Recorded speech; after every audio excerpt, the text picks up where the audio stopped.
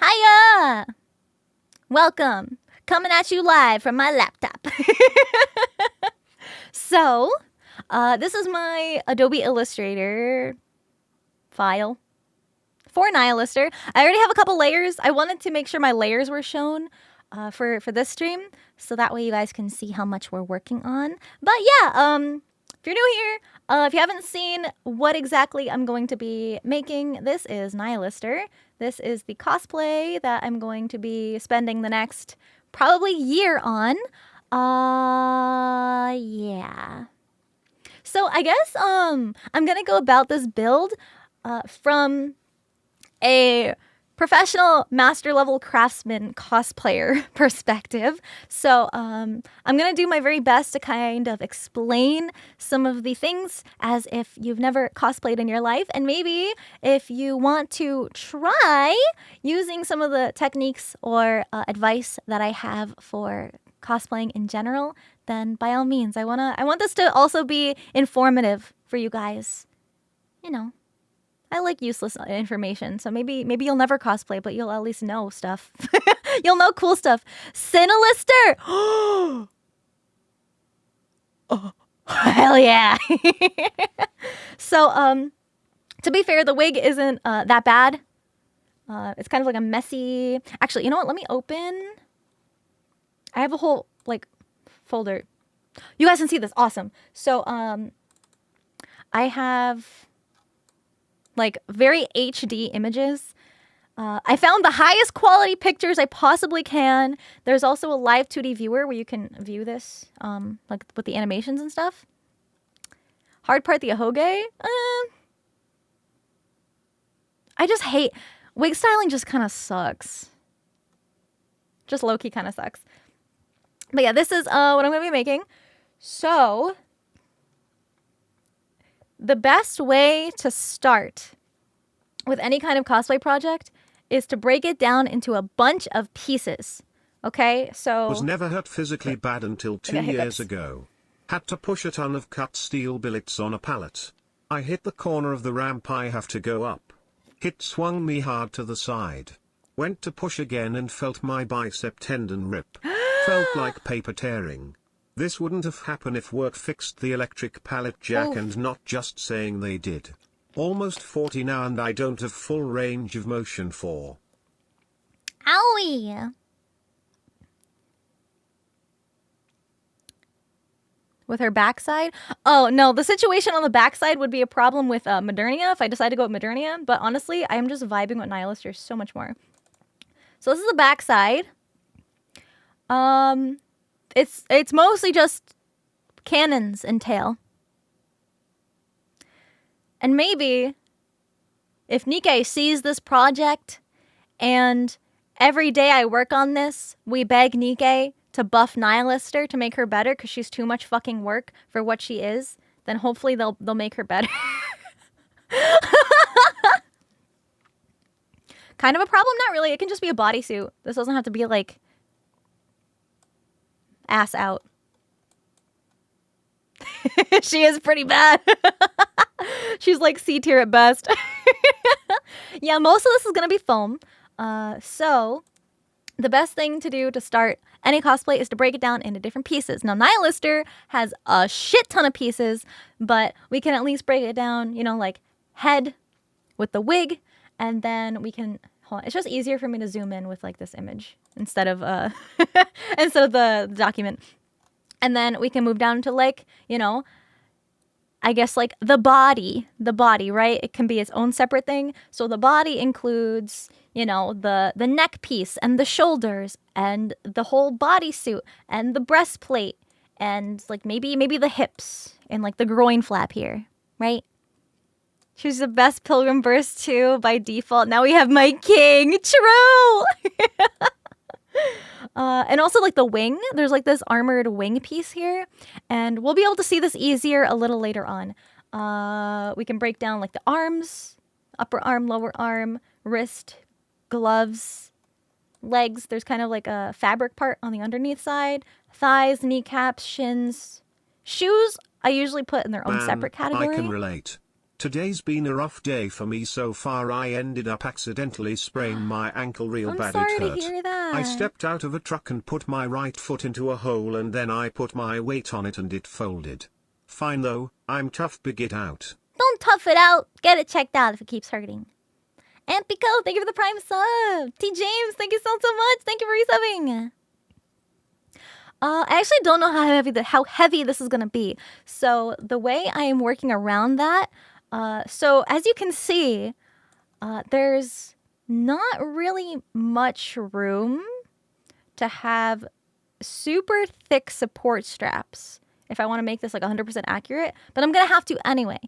But it could probably be hidden with these straps here that kind of connect into her neck armor stuff.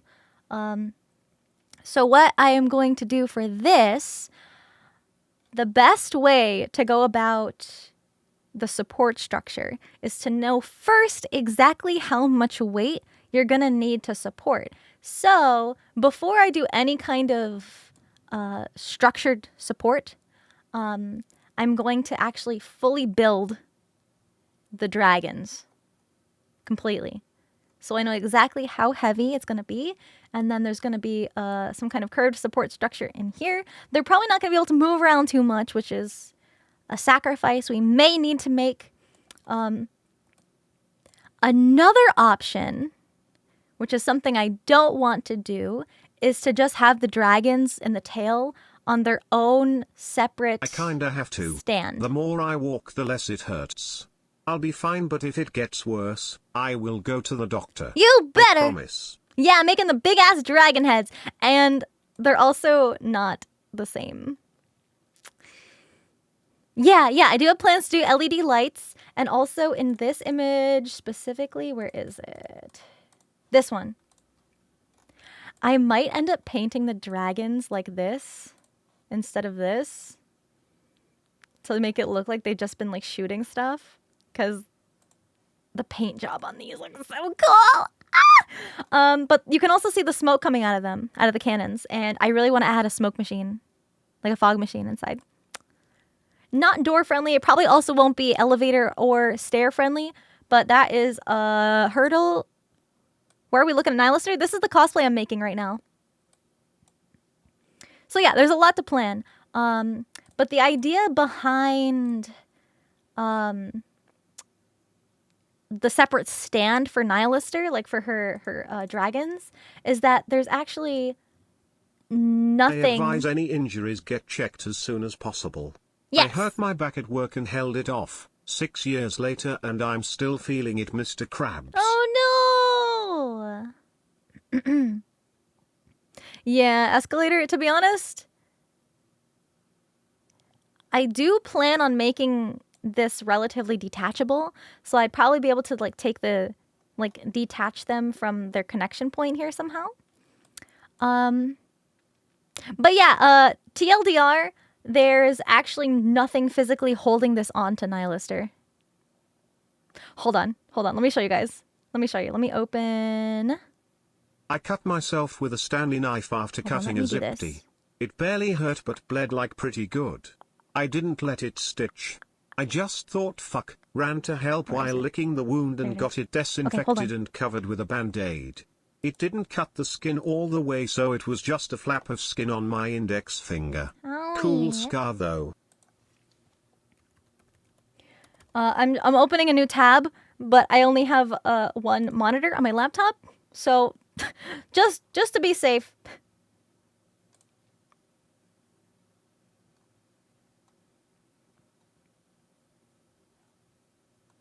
Okay. So this is Nikkei DB.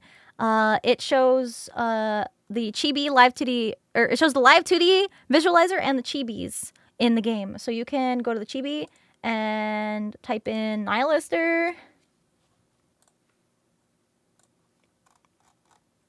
And it shows you her Chibi model. This is a super duper helpful reference that I've been using for like specifically angles that we can't see in just the live 2D art, because it's just flat art. But this is a whole 3D model. The biggest problem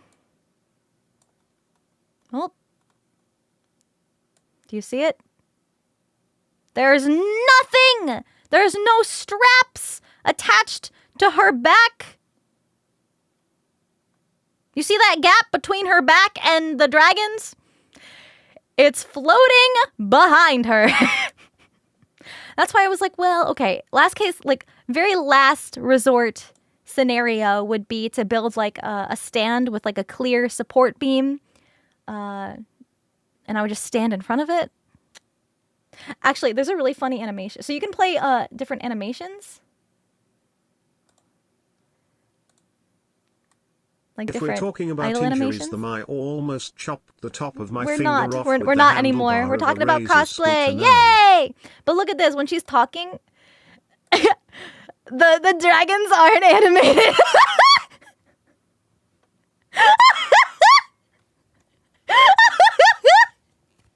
But there's also the Live 2D visualizer, which is where I got a lot of the HD screenshots. So you can see, you can zoom in.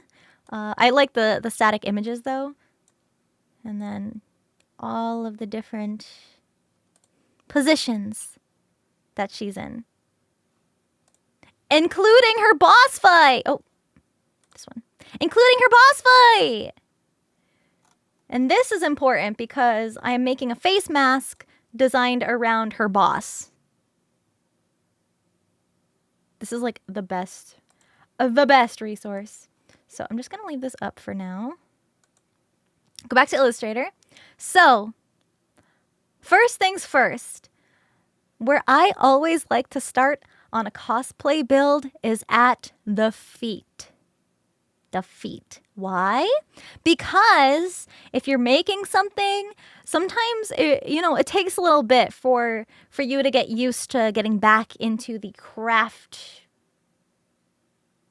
I don't know, like to get your momentum back for like the crafting. You know, sometimes maybe you're like, oh yeah, I'm supposed to do this step instead of that step first. And sometimes it doesn't all come back exactly. You forget some things sometimes. But also, if you're using new techniques for the first time, if you start on the feet and you mess up a little bit, people are less likely to be looking at the imperfections on your feet. They're mostly going to be looking up at your face. Thanks, or the Sinder, titties. to try cosplay one of our favorite book characters, Luke Orifice of the Bleeding Eyes. It's going to be a bitch to make. Well, good luck. I hope you have fun with it. Modify high heels for the shoes or go for comfort? That is a great question.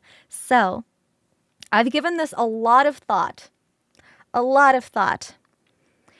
Yes, I need something relatively not quite high heel, but I still would like, hold on, where is this one? And I have experience wearing heels and armor, and no, it is not comfy.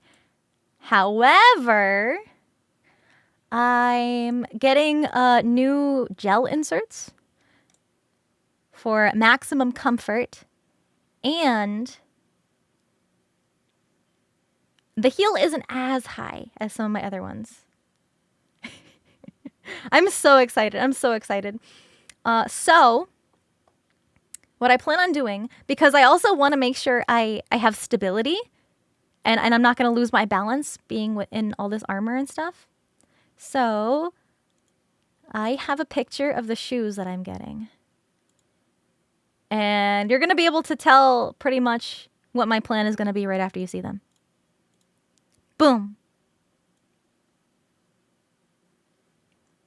So, here, let me move this like over here. So, I found these. I don't know how I found these, but it's a clear wedge. So it's not just like a little skinny heel. It's all support. Oh yeah, heels will be walkable. Yeah, for sure. I've done it before with big costumes. My friend is a chemist and he taught me how to hold real fire in my hands safely and will use it for my future Zuko cosplay and future Genshin Impact Dragonfire user. just a little heads up that won't be allowed at conventions, but it would be really cool for like a photo shoot. Yeah. See where I'm going with this? Yeah. The only thing is that the sole of the shoe, where the clear part is also black. So I think I'm going to chop that off. And also these aren't exactly the ones I got. The ones that I ordered don't have the like band at the top. But just pretend those are cut off. I don't know why I couldn't find the original listing, but they don't have the band at the top. But the ones that I got still have the same problem with like the bottom being black, so I might just cut that off and replace it with a clear tread instead of what it has now. And then I'm just going to build this kind of spike off the back of this clear heel part. And then this will be the, like, I don't know what kind of material the clear part is, but this part will be clear, but still supported at the bottom.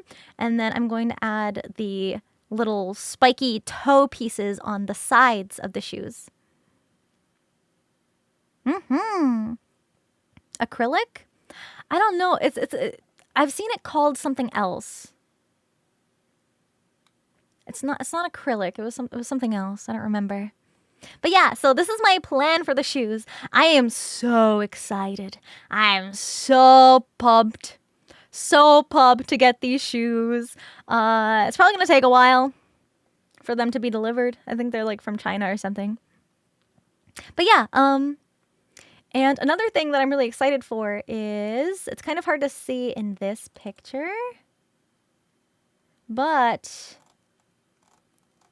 you see her foot and how this part of the armor kind of comes to a point, and the shoes here are pointed. Like they're not round toes, they're pointed toes. Ah! It's gonna be so fitting. Look at the point. Where'd I get the files? There is this website right here called NikkeiDB. Oh, let me hide this image. This is in OBS. NikkeiDB. And there's a live 2D visualizer that you can see all the animations and poses of the Nikkeis. And then there's also a Chibi 3D visualizer, which I'm probably going to want to keep up, actually, for Nihilister.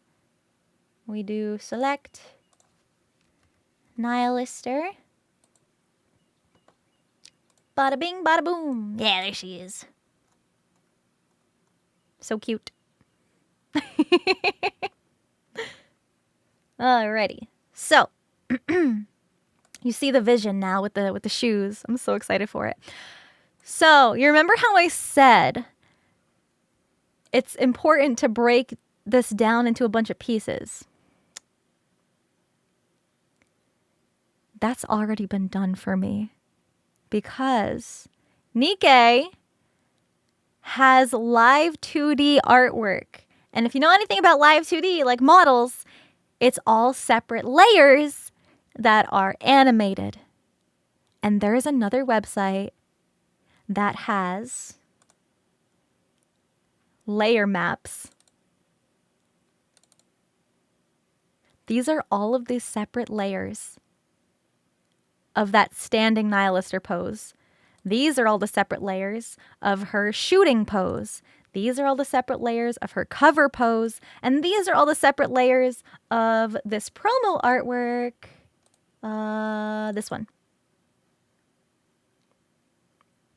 This one. But right now we're going to be using this as our reference, this forward-facing one, which is this layer map. So it's broken down. It's not all like the right orientation. So this is her face. This is her shoulder. This is her like groin flap. This is her thigh, the dragon heads. This is her knee, her arms, her waist piece, her knee. This is on her crotch. This is her neck. This is her shoulder. This is a gun piece. This is her tail. This is her wing. This is her boob. This is her ankle. That's her toes. I've literally studied this for so long that I know exactly what piece goes to where. Literally a cosplayer's dream. A ton of layers. And this is on a transparent background. So this does exactly what a VTuber looks like. This is what a VTuber looks like when it is all separated.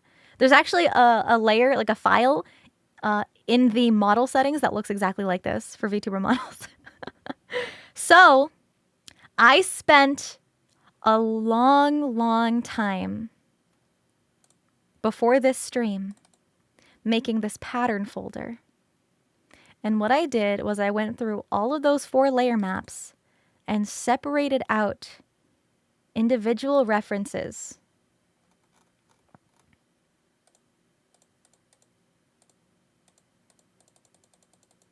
So I can get all the angles and just laser focus in on one specific part without seeing the whole costume and getting overwhelmed by all those pieces all together. So this is everything on the arm. This is everything on the body. This is the dragons, all the separate dragon pieces. This is the back, the sides, the jaw, the inner jaw, the outer jaw, the other side of the outer jaw with the both layers on the inside. This is the cannon. This is the part that is the sexiest for me, the part that gets me the most excited. This is what the inside of the dragons look like. You would have never, ever been able to see this. Look at this. This is the inside. You see where it lines up to the cannon sticking out right here and like the top sticking out right there? I have a whole reference for what the inner cannon looks like. Ah!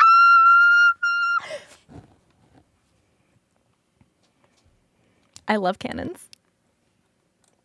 So yeah, I have all the angles of everything. Everything.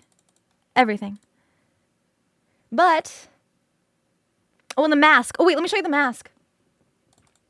I have the layers, because there was also a layer map of her boss fight. So these are from the layer map of her boss. I don't have the whole thing saved because I just needed these 2. So we're making the face mask out of these layers for reference. Yeah. So, how many pieces total? I have no idea. No idea. But, yeah. Shoes. And you can also see a little bit this better. Looks like a mega daunting cosplay. The details and how I'm more big excited the than dragons are intimidated. gonna take a lot of work. I hope this cosplay turns out great and can't wait to see the journey and hopefully a Thank compilation you. of all the work you do for it once it's done if you plan to document the process. Hell yeah. That might be a lot for Kaiser, though. That might be a lot. Maybe I'll just have like a playlist of all the streams that I do. But, so what's really exciting about these shoe layers, so I'm going to pull up the, I literally have like two computer mice on my desk. One's for the laptop and one's for my PC. Okay, so these are the shoes, right? So you can look, there's a layer of the shoe that doesn't have the armor, like the toe piece. So you can see like Chat. the Sinder mechanism is cooking. without the claw. This is gonna be badass. So I can Sinder have 6 this Pyro, let's on the go. side of the shoe because it's narrow enough. So I can literally make all of this stuff. And then here's another angle of the front. So this is where the toe is going to be with that like pointy armor piece. And then the claws are going to go off to the side of the shoe facing forward. Yeah, they're like little hinges. Those are the toes. That's the armor. This is the back of the foot. I'm probably not going to do too much because there's going to be the clear shoe part here. No, I haven't worn shoes like this before. I have worn wedges. I haven't worn clear shoes, but I'd imagine the walking stability is about the same. So yeah, shoes are going to be first.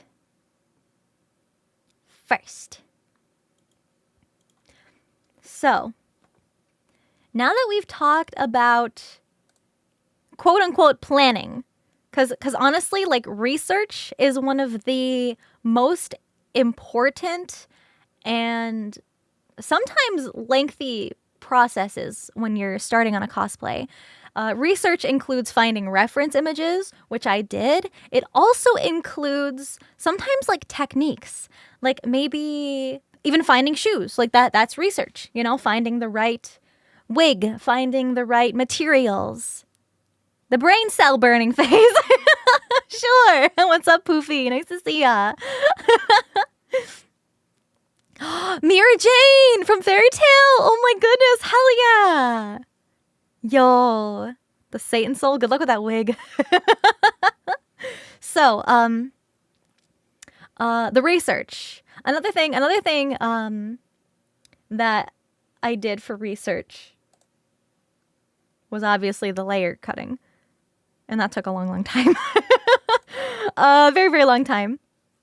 But now that we have our individual pieces, how are we going to turn that into something we can work with? Right? I already have this method down pat because I've been doing this for so long. So I literally just make a giant Illustrator document, and it's usually like 100 by 100 inches, not pixels. Hi, Crunchy! And the reason I make it so big is that I want my entire body and any other props to be able to fit on this canvas, because we're going to be making it life size. So that's why it's so big. And because it's going to be life size, another thing I do is, you can see my tools kind of behind chat.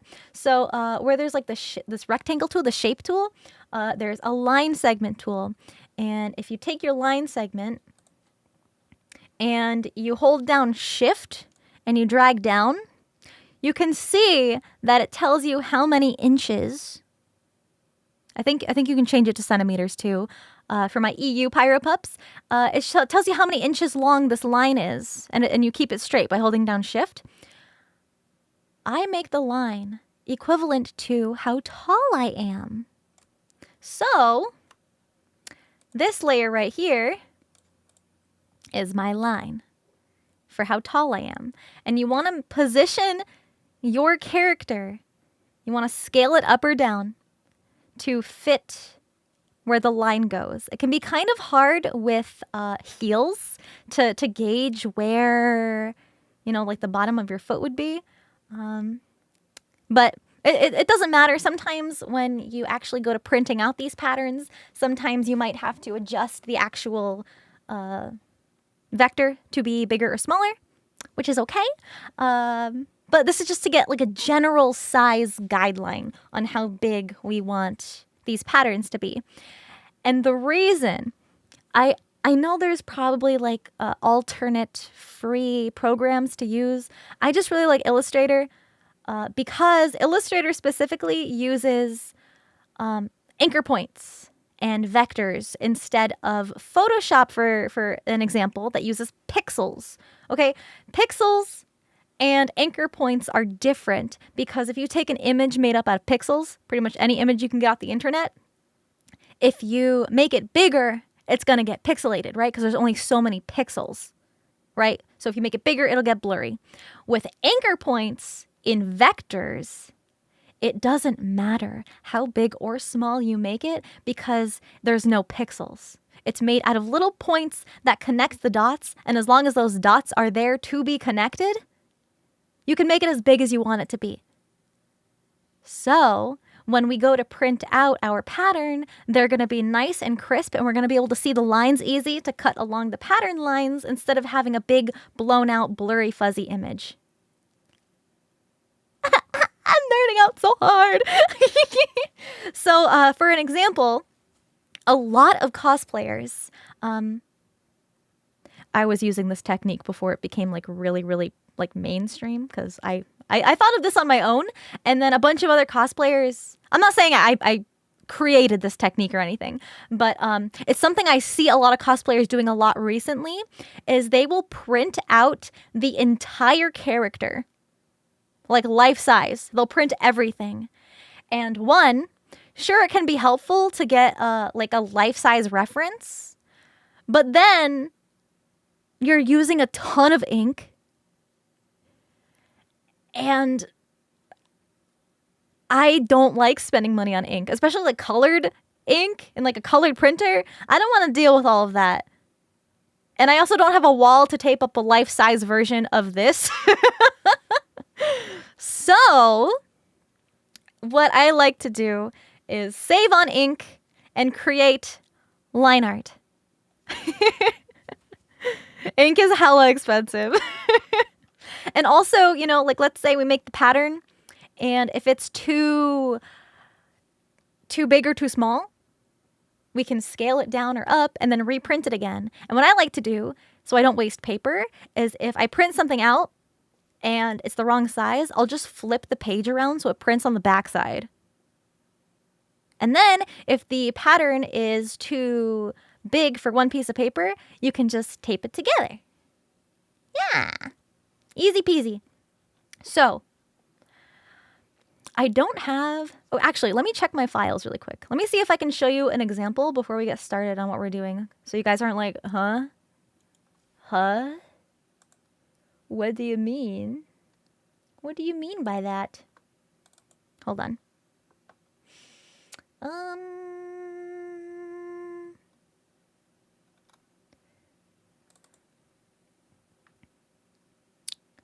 Let me see.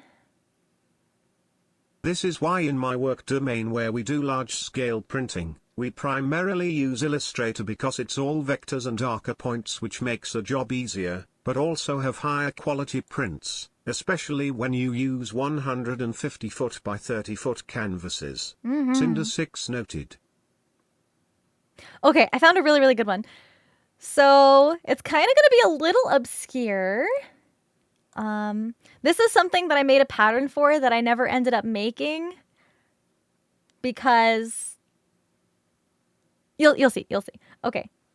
So, let's see if anybody recognizes this. So, this is an example of the kind of vector line art pattern that we're going to be making for Nihilister. It's all the line art. The reference that I used for these,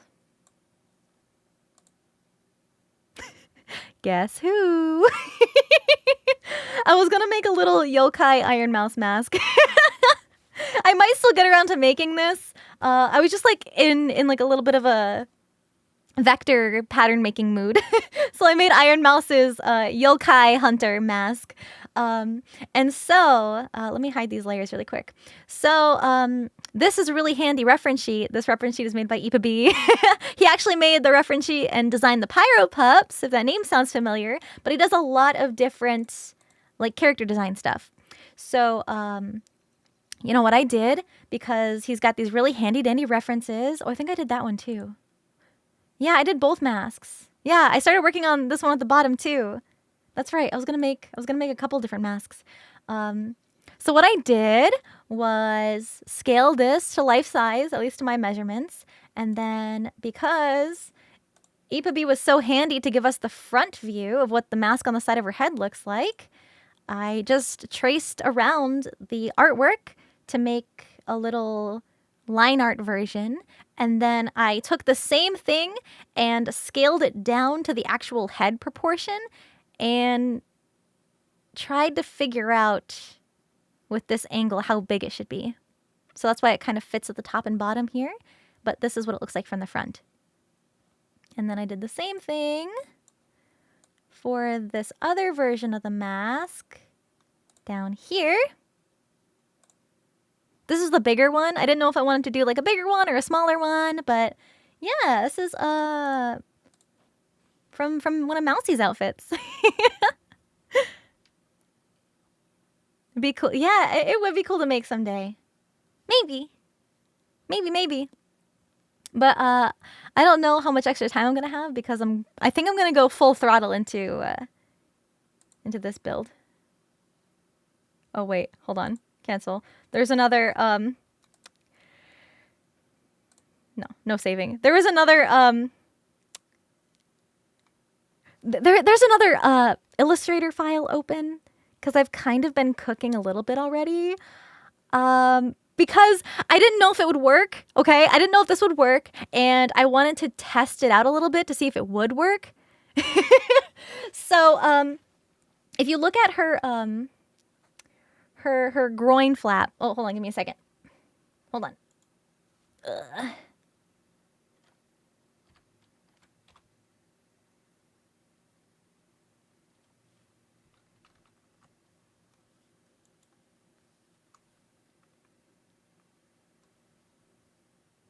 Hold on.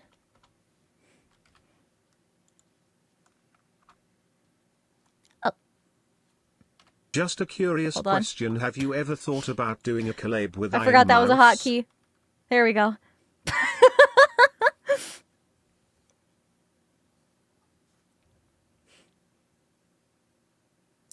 A collab? I don't know. I know she's really, really busy. Most of the time. And I'm a little shy. Maybe. Oh my god, wait, something really embarrassing. So I had this YouTube short come across my feed when I was on YouTube yesterday. And it was about it was Iron Mouse talking about seeing the clip of me on stage with my jiggly boobies. She saw it. She was talking about it, and Haruka was there, and I think Buff and Heavenly, they were like all collabing together, and I was like, oh no. And it was so cute because Haruka was like, what physics? What are you talking about? I was just looking at her face. Like, I was like, I think they were talking about I think Iron Mouse was like, yeah, I'm so glad she posted that because it's like, yes, that's true.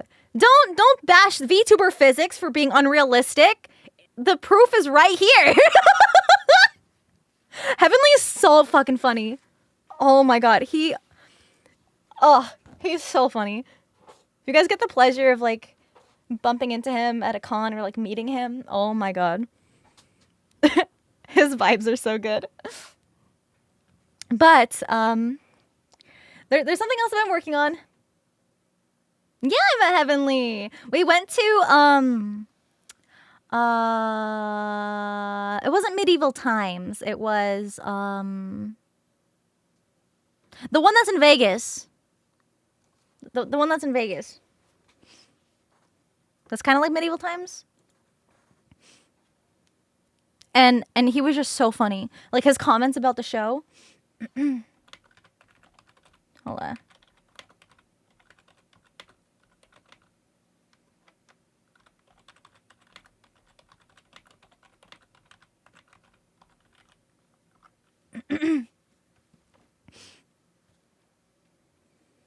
Yeah, the Excalibur. Yes. Tournament of Kings. That's what it was called. Yeah, you guys got me. You guys got my back. It was so funny. He was just like making like comments and had literally all the VTubers rolling because all the VTubers like reserved our own section for the show and it was a good time. Silverwind, thank you for 23 months. Holy shit, thank you. Nuki, thank you for 4 months. Thank you. Okay, so like I was saying, something I started working on ahead of time because I didn't know if it would work or not. Is this groin flap. Cosplay going to be fire. Okay, the groin flap. So, it's fabric with geometric shapes, and if you get closer, it has a striped pattern in it. It's got stripes, it's got hexagons, it's got dots, it's got diamonds, it has a gradient, it gets darker at the bottom. It's ripped. It's kind of semi-transparent, but I'm probably not going to be able to make it transparent. It's got a lot of stuff going on. Okay? It's the groin flap, okay? It's the groin flap. It's the flap that covers her crotch. What else do you want me to call it? It's technically not a tabard, right? A loincloth? A loincloth? Do you think that's better than groin flap? Okay. So, the fabric, the one of the only fabric parts on her. What I'm planning on doing is making my own custom pattern and getting it printed on fabric, which is something you can do. I've just never done it before. I've never made a pattern out of a fabric pattern to be printed. So I have another little file open where I've been experimenting with how I'm gonna make this. I've been doing a little bit of work off stream. It's only day 1, but it's not transparent. No, it is transparent. Here, let me show you. If you zoom in, you can see this part of her leg armor through the fabric. You see it? So yeah, oh, the stripe layer is hidden. Yeah, I have the stripes too. So if you zoom in, it's got the stripes, it's got the hexagons, it's got the dots, and I just started the diamonds. I still have to like space them out a little bit better. And the gradient, we've got the gradient in there. Whew. Yeah, so you can see my layers up here. So I started with the base, with her as the reference. I did the gradient. The next step I did was actually the stripes. And then I did the hexagons, boop. And then I did dots. And now I'm working on the diamonds.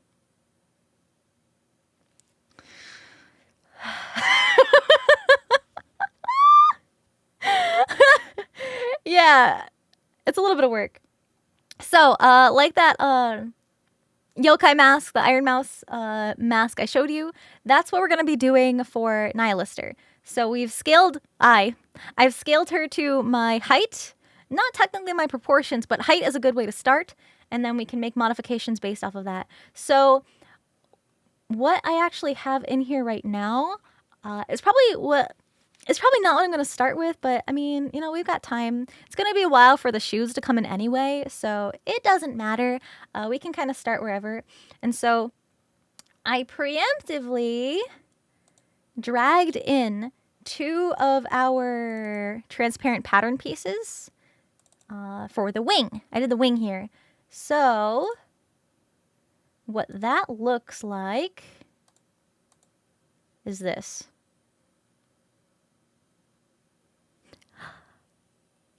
Because I scaled it to the same size as her body. Because it's the same exact layers, so they line up in the exact same spots. It looks like they're not lining up here for like the actual wing. They're kind of spread out more because when you look at the wing here, they're overlapping each other. And I want the exact pattern pieces like without the overlap, so that way I can overlap the full pieces instead of having pieces just like kind of cut off like this. So I ended up taking the full pieces and separated them so that there's spaces between them so I can see exactly what shape and how big each of them are. And then when I have the pieces cut out of like the foam or whatever I'm building these out of, then I can put this layer behind this one and this layer behind that one, and then they look all 3-dimensional and cool. But I just kind of lined up this big one so that way the big one is the proper size to where it needs to be. And then she also has this little wing piece. It's very difficult to see, but you can kind of see it like right here that holds up this kind of armored wing. And so that looks like this without any of the pieces on top. Hey, Techie! It's impressive. Hi, thank you. What material? I don't know, because the loincloth, it's probably going to be something non-stretch because we don't want this kind of fabric to be stretchy, especially if I'm going to be burning it and distressing it at the bottom here. Yes, I will probably be burning this fabric. It will be fitting to get the burn holes. There's also burn holes up here, like in her bodysuit. And she's a dragon. She uses fire. Of course I'm going to be burning the fabric. Like, it's going to be awesome. So this fabric is probably going to be printed, or this design is probably going to be printed on a non-stretch, maybe like a polyester. We'll see. We'll see. I'm probably going to get a ton of different samples of fabric before I do the final print. Foam or Warbler for the armor pieces?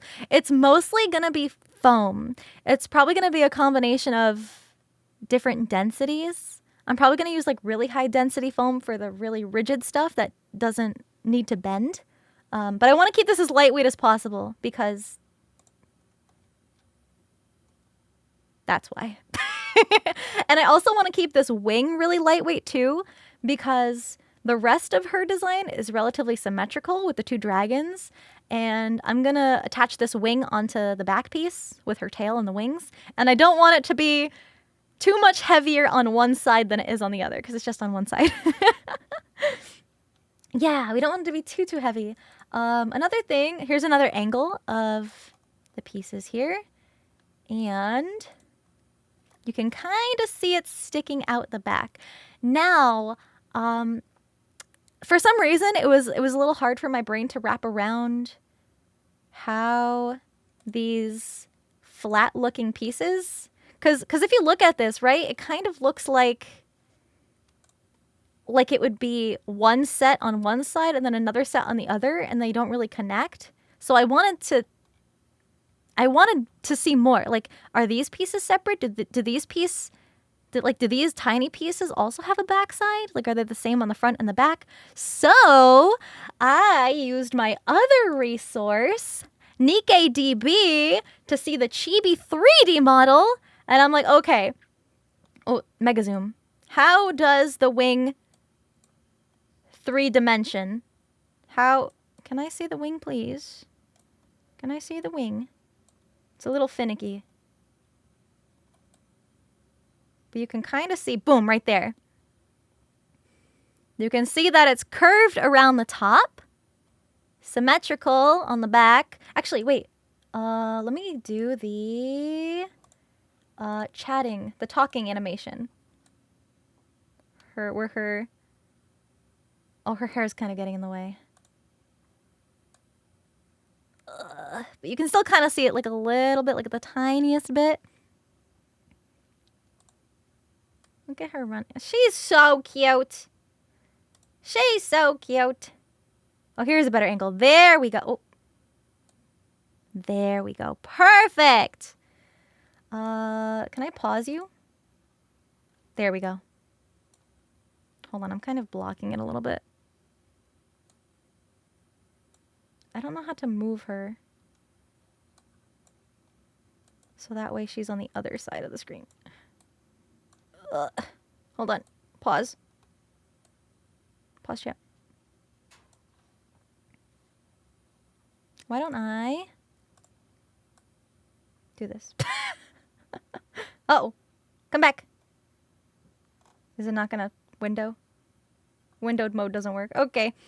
That's fine. It's mostly gonna be foam. Yo, Garrett, thank you for getting us up to Techie. Thank you. Okay, good to know I can't window this screen.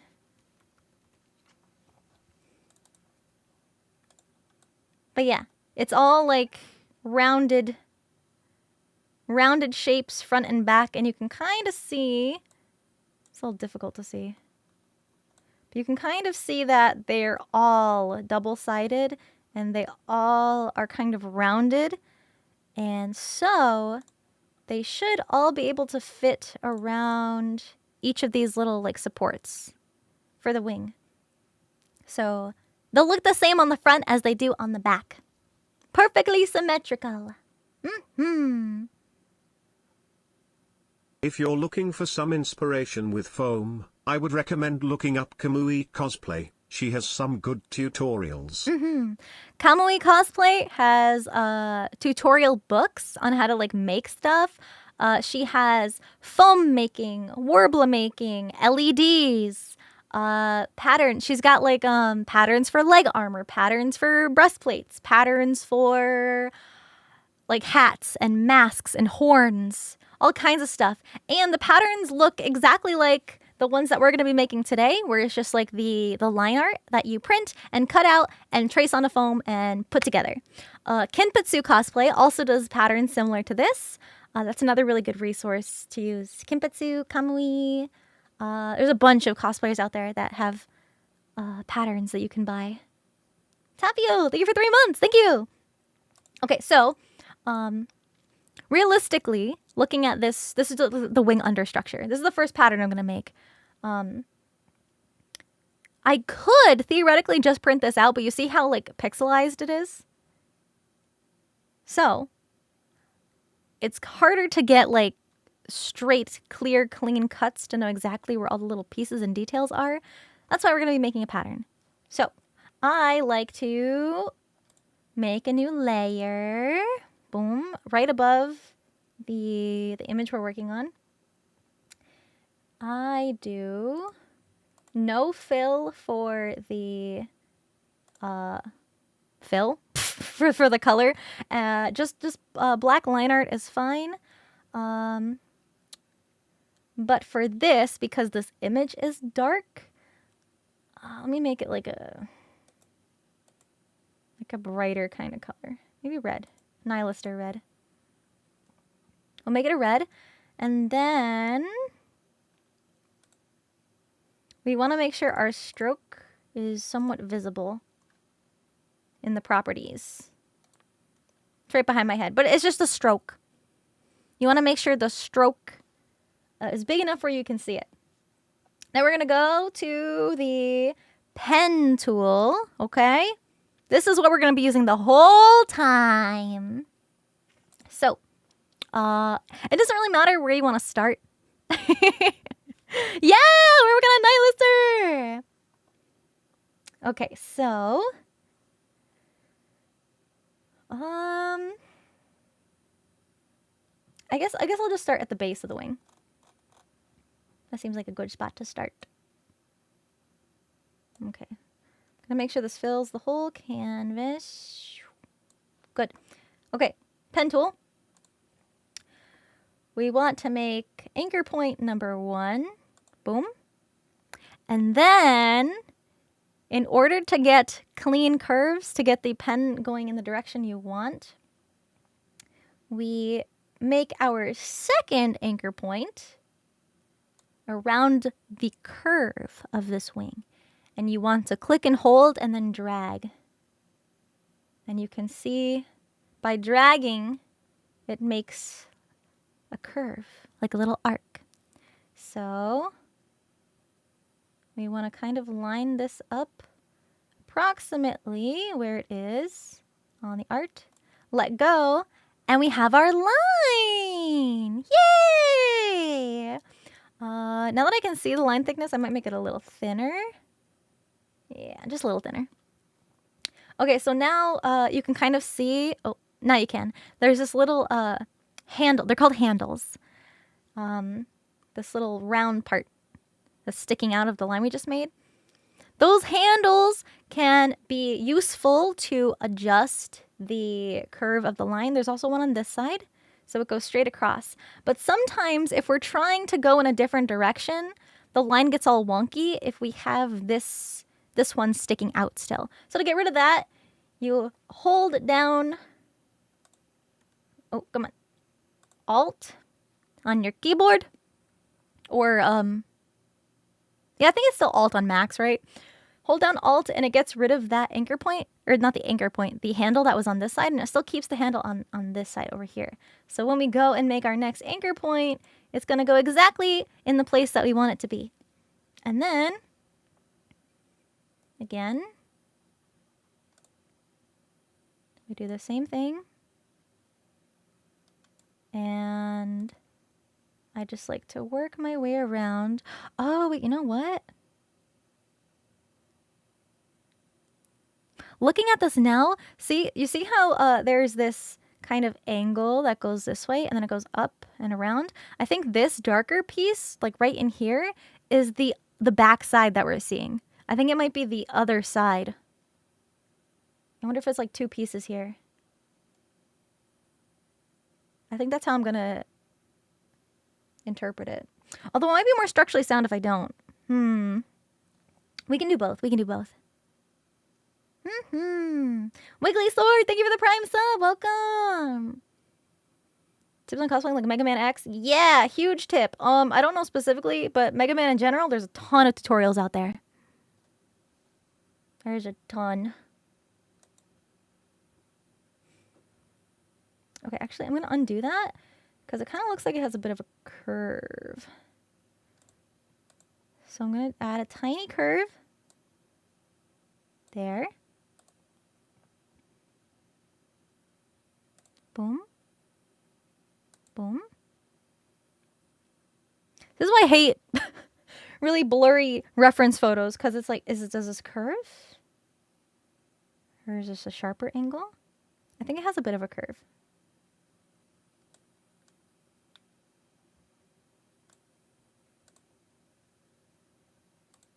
Nice. Shadow Wolf King, thank you for 10 months. Thank you. Yeah, like depth and thickness. That's exactly what I was thinking. Okay, and because this is one big curve, we can do one big line. However, if you have like a wider arc, sometimes you want to add two separate anchor points, like one in the middle.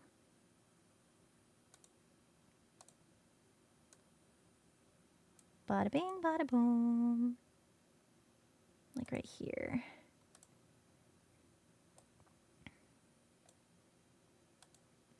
And a lot of this is going to be hidden by the wing pieces anyway, but it's really good to just kind of get a general idea of what the understructure shapes need to be, and then you can fit the wing pieces on top of this. So as you can see, this process can be a bit time consuming, but in the end, it is so worth it. It's nice having clear patterns that you can follow, that you know are like scaled to fit your height, like your own proportions. And I will show you in just a little bit, but if your pattern pieces aren't exact, like it's okay. You don't have to be a perfectionist at this point in time with all of these. I might just keep this line straight. Here, I'll show you in just a second. Once we get to a good stopping point.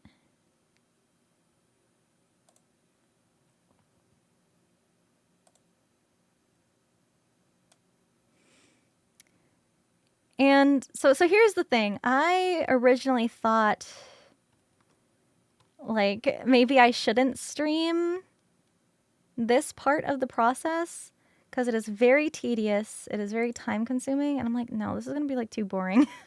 This is going to be too boring to stream, so I won't do it. And then last second, I was like, no, I'm adding it onto my schedule for this week. Maybe they'd be interested in seeing how, you know, how I make my patterns for cosplay.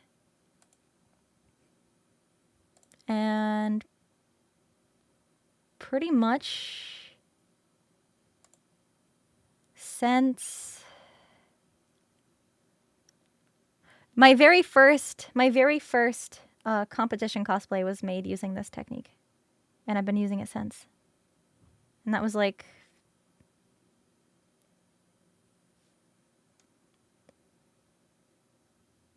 9 years ago? 9 years ago? 8 years ago? It's a little too big. It's cool to see behind the scenes process. I'm glad. I'm really, really glad. Because, you know, you can see a YouTube video of a cosplayer making a costume, and it's like, boom, we make the pattern, we cut out the pieces, and then it's like, pause. How long did it take you to make that pattern? Like, it's one sentence, but there's so much to it.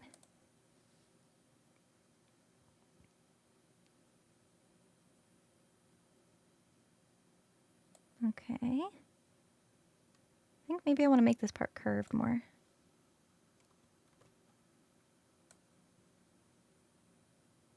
Oh, wait, no, I think that's adding depth again.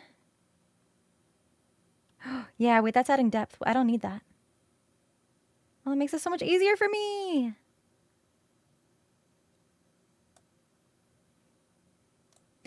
I usually, like, talk to myself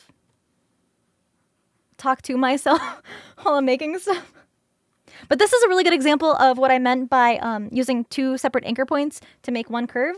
So if you see when I'm trying to make this curve, it's like a little too Listening pointy, to you talk about something sense. you are passionate about is absolutely wonderful. Well, maybe that looks It's good. obvious you are a master at your Yeah, I can always adjust it. Can't wait to learn from you. Thank you so much. People are the most attractive when they are talking about something they love.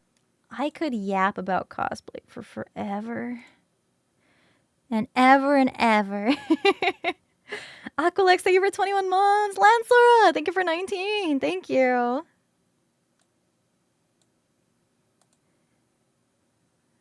Okay.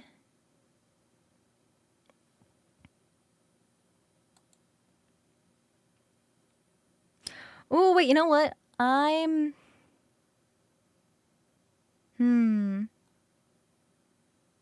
Okay, I'm changing gears. So, another thing to think about. So you see how, like, this piece that kind of sticks up a little bit, it looks like it's just like a V-shaped piece, like a sideways, like an L, right? It looks like an L. This piece looks like it's on top of the main larger piece. So to make my life easier, we're not gonna trace around that yet, because we can make that its own separate piece. That way when we go to cut this out of foam later, we can take this one giant pattern, cut that out of foam. We can take this little piece separated, cut just that out of foam.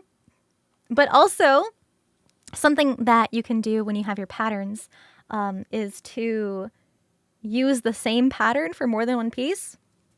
So we just print out this one piece, and then after you cut, like, do what you need to do with the big side, with the big piece, you can cut your pattern up again to get the tiny pieces that you need. I've done that before. But sometimes it's good to have the original as a reference, just in case you mess something up. Foo Bunny, thank you for 5 gifted subbies. Thank you so much. Okay, so I'm going to just kind of continue with the base here.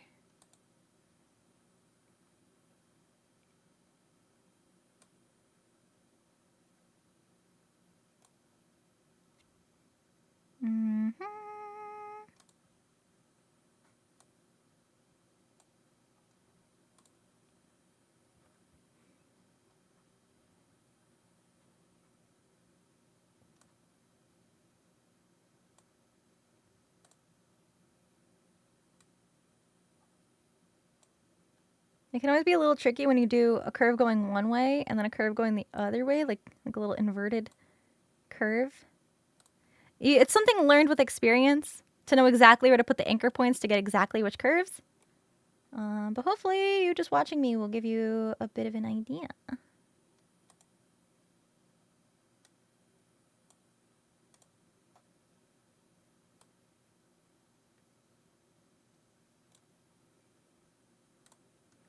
And so when you go back to your original anchor point, it actually automatically connects it into one full line with anchor points. Boom. So now we can go back to our layers, and if we hide our original image layer, we have a line art pattern of just like the rough shape of the base of the wing. Boom, just like that. So now, maybe going back and looking, there's something, well, okay, the wrong layer. If it's on the wrong layer, it's actually never a huge deal in Illustrator because we're working with vector images instead of raster images. So literally, let's say you want to change what layer this is on. All you have to do is select your... Hold on, that's the image. Hold on, let me lock the image so I don't accidentally move the image. You select your vector here. And then you can copy and paste the vector onto a different layer. Illustrator is so powerful. It's so good. You know those terms? Yay!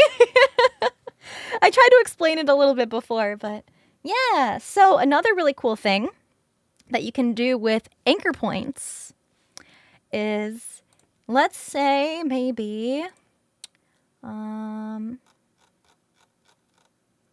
me look and see if there's actually a spot.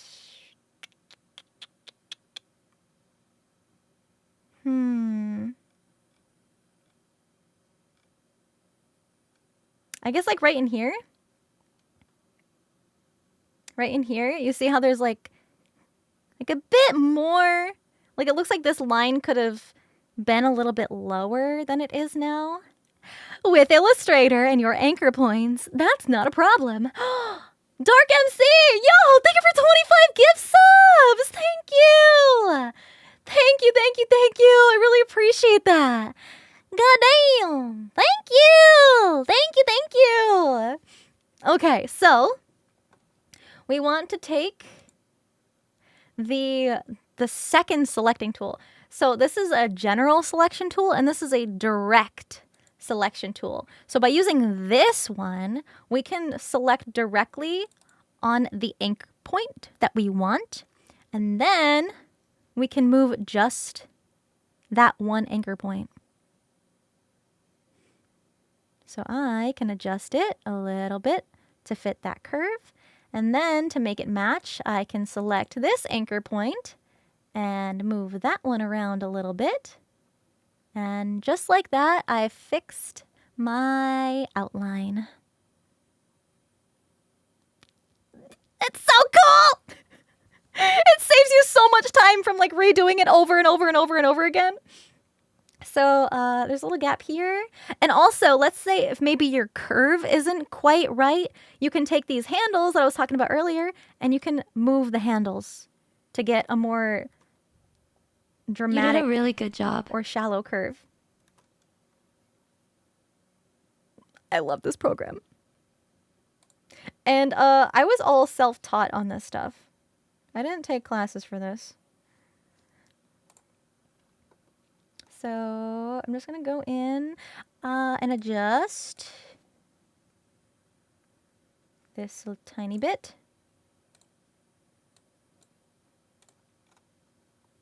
It's really hard because this image is so blurry, but we're also blowing this up like crazy.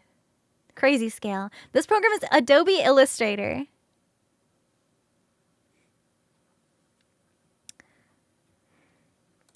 This looks a little crooked, but it's also hard to tell.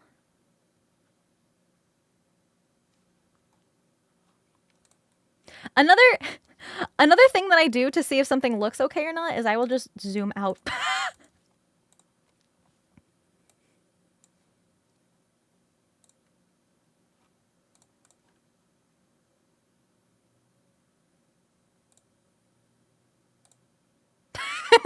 Well, it looks better. No, the wing's not going to move. Technically, it can. If we look at Nihilister. Hold on. Nihilister. Oh, wait, actually, let's go to NikkeiDB. If you can't get Illustrator, there's open source programs like Inkscape. Thank you, Poofy. Thank you. Oh, can I get this? Refresh. My favorite model hairstyle. Oh.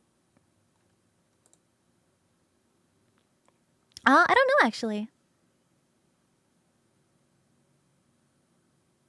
Okay, I guess NikkeiDB doesn't want to work right now. Okay. Do I have... No, it's kind of hard to see. It doesn't really move there. Yo, MC, what the heck? Thank you for all the bits. Thank you. Thank you for the big ol' bitty bomb. Thank you, thank Maximus. Thank you for 12 months. Thank you so much. This is the full version or the free one? It's the full version. Yeah. It's the illustrators. Okay, hold on. Give me a second. Grr.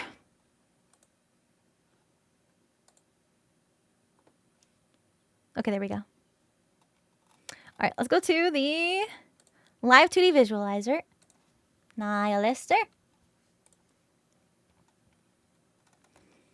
So, I've studied this so much, I can literally tell you what moves and what doesn't. So, if we specifically go to her animation, her action, it's on a hinge. So it moves a little bit, like with her arm. But the problem with that is there would be no way for me to really connect it. And it would be very heavy on my arm to actually put it there on my arm. So what I'm going to actually do is connect the wing to this giant backpack.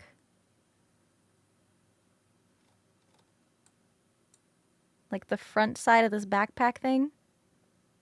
So that way it's all on my back and I won't have the extra weight on my upper arm. So it won't move, it'll be static, but to be fair, it doesn't move that much. Really just when she like bends her arm a bit. So I think it's okay if it doesn't move with my arm. I think it'll be okay.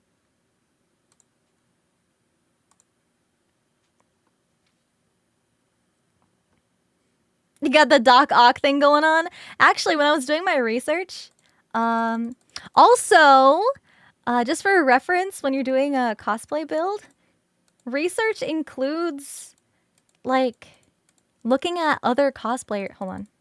I zoomed way too far in. Looking at other cosplayers. Look to see if somebody's cosplayed the character you want to cosplay before. See if they've made a work log or posted progress pictures or maybe a tutorial or techniques that they used. Or reach out to them and see if maybe there's like a specific question that you want to know and that they could answer for you. In my case, there's only one other person that has cosplayed Nihilister that I can see off of Google Images. And they didn't make the dragons. Streams, Sinder 6 blankies. So I might be the first person in existence to be tackling this full build with the dragons. Catu! Thank you so much for all the biddies! Thank you! I'm so glad you like the crafty streams. I know it's not like hand cam crafting. It's a little bit different. And it's kind of like a boring, slow, tedious process that we're doing here. But I'm really glad that you still like the comfy vibes and the good music. And I'm always down to answer like specific crafting questions. Dark MC with a tier 3 for 6 months! Holy shit! Dude, you've been so fucking generous. Thank you. Thank you so much. Thank you. Hi, Fions. Thank you for the prime sub. Welcome. How much did it cost for the tail on my cosplay? Like my Sinder cosplay? Cosplay myself? I honestly couldn't tell you what the exact pieces are because I just commissioned Shelly to do the whole thing. So there wasn't like a breakdown. But I wanted to make sure because I'd never commissioned anyone for a cosplay before, and she hadn't really had too much experience doing commissions in the first place. So we settled on like a specific hourly rate. And then I paid her per hour. She tracked all the hours she worked on it. And then I just paid her per hour. Yeah. How do you figure out the sizes? Especially knowing character heights? So, I can show you guys again. I make a giant Illustrator document. This is 100 inches by 100 inches. I make a line segment. That is my I guess how you may height. worry this talk could be boring, but listening to your design methodology and techniques has taken as much of my attention as that last stream did. Oh, you stop that. That's a lie. That's a lie. I come from YouTube when one of your mods put in the Noomy sound alerts. Blame Red. Blame Red. Ban him. Thank you. It was nice to see you on stream today. Thank you. Thank you. So I make a line for my height.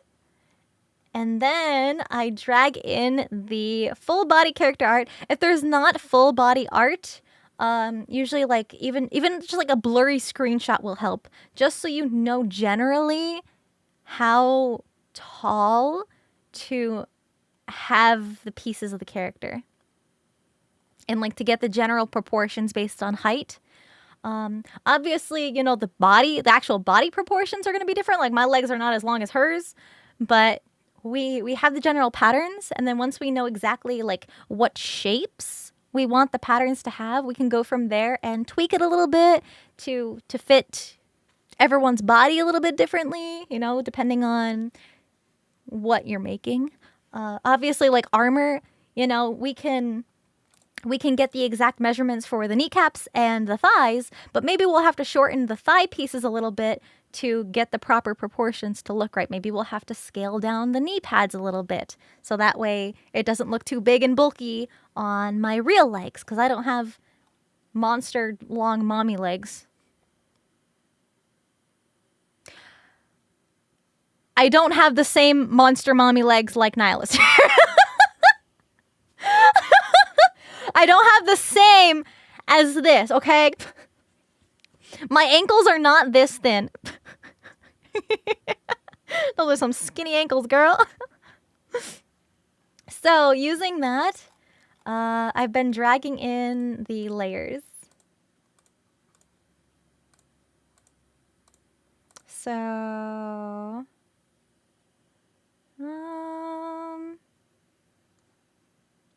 and it's okay. We don't have to be too specific with the details on the wing, because don't forget, we're going to have all of the actual wing pieces on top of this structure. So it's okay if it's not exact, and it's just kind of like a general guide for how we want. I've wanted to try my hand at cosplay one day, just need to have the courage and motivation to give it a try. You should. You should. It's just skinny girl ankles. Oh, it's your girl, skinny ankles.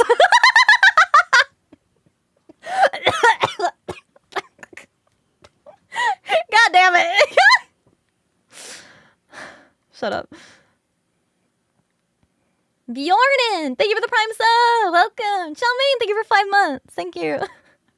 Okay, so always don't forget like which pieces interact with other pieces, how everything gets layered, because you might be ripping your hair out and it's actually not that big of a deal because it's going to be covered up by something else. Like, don't ask to see the inside of my cosplays. Like, you know, the parts that are up against my body, nobody ever sees. You know, like the inside of a glove or a bracer. Nobody needs to see that. I am the only one who gets to see my shame. So, you guys actually will be seeing the inside of my cosplay, though, as I'm making it. So, oof. Okay. Yeah. Yeah, I think that'll be fine. So now, I'm gonna make the kind of more detailed pieces.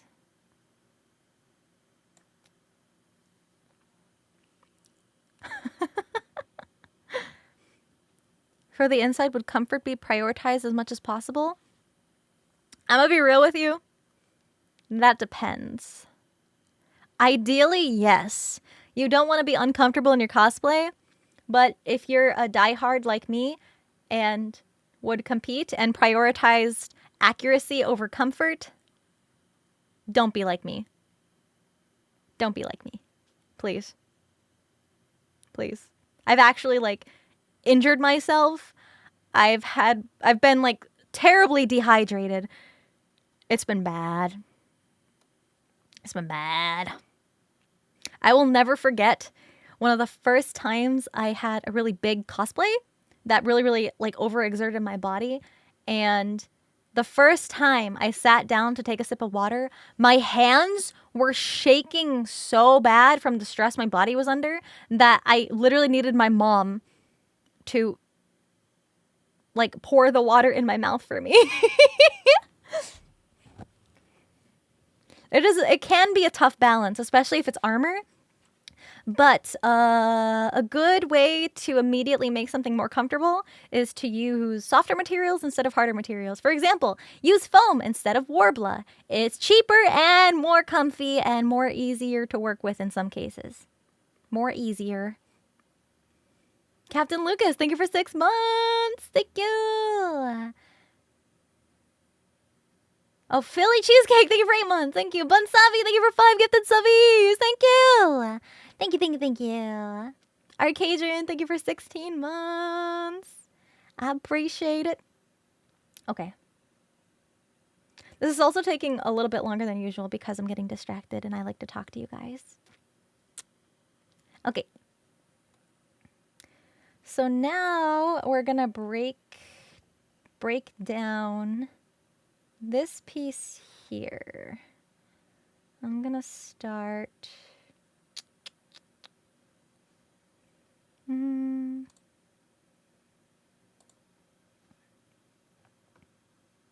I'll start at the top here.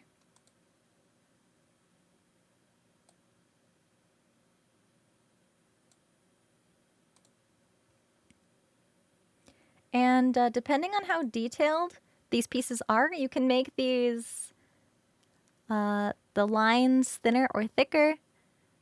Sometimes you're making like a big, big hefty prop. You don't need it to be as fine and detailed.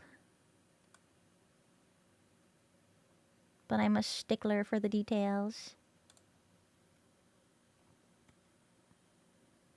I'm using Adobe Illustrator.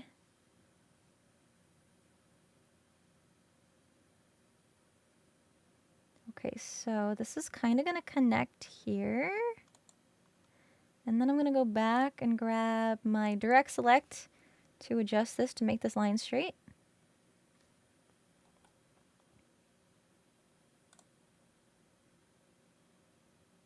There we go.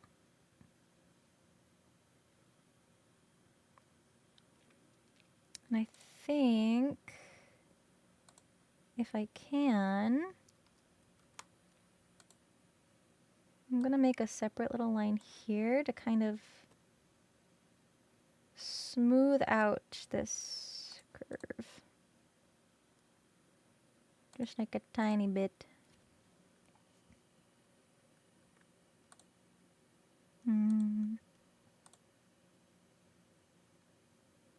There. It's such a powerful program. This is her little wing. This is like the inner support of her wing. But what? Nihilister has wings? I mean, I guess she's a dragon. Technically a dragon. Okay. So now we're gonna start over here.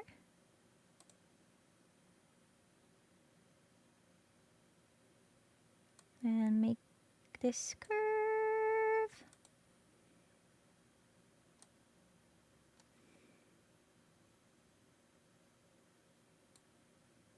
Because the way I'm seeing this is that this top layer lines up with like the whole structure here. So like these two pieces kind of like join together.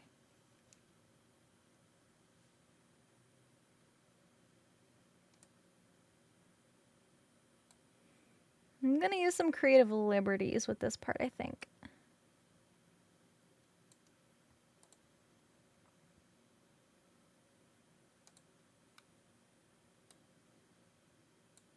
So now that I have my anchor points, I'm just kind of gonna try to round this out a little bit.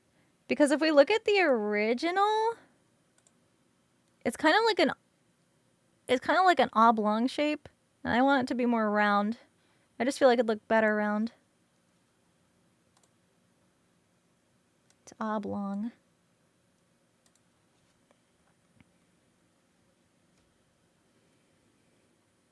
Isn't Adobe stupidly expensive?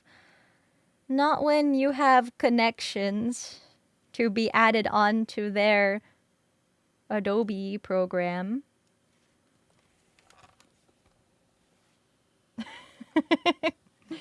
Okay, my laptop's getting a little warm, so I'm just gonna put it on top of something.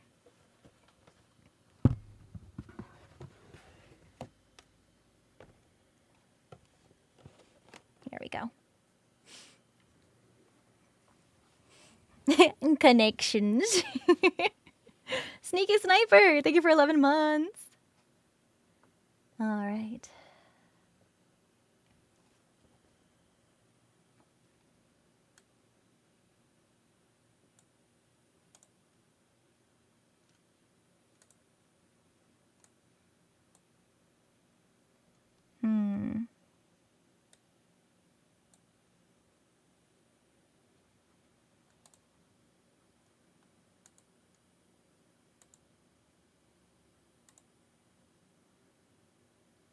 You know what? I should probably make that Just a heads up to anyone curious. a sharper curve. TwitchCon San Diego tickets just went on sale. Yippee!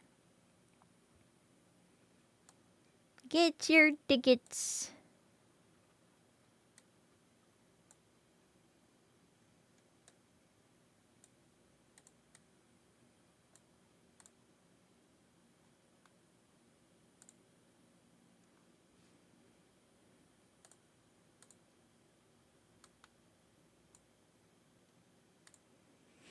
Okay, so because I added a little curve in here, I don't really need this extra piece anymore. So I can delete that singular anchor point. I just want this one. Oh, come on, grab it. Grab it. Hello? This one. No, not the whole thing. Hold on. There's like a delete anchor point tool. Which one is it?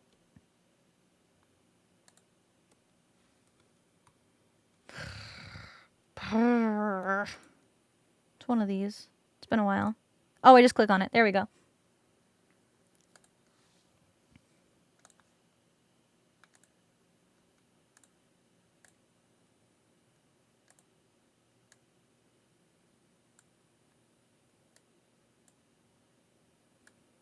There. That looks better. Yippee. Okay, so now we have that done. Our next step is the circle in the middle of this piece. Now, circles are hard, but luckily for us, we can make our own automatic circles. Boom.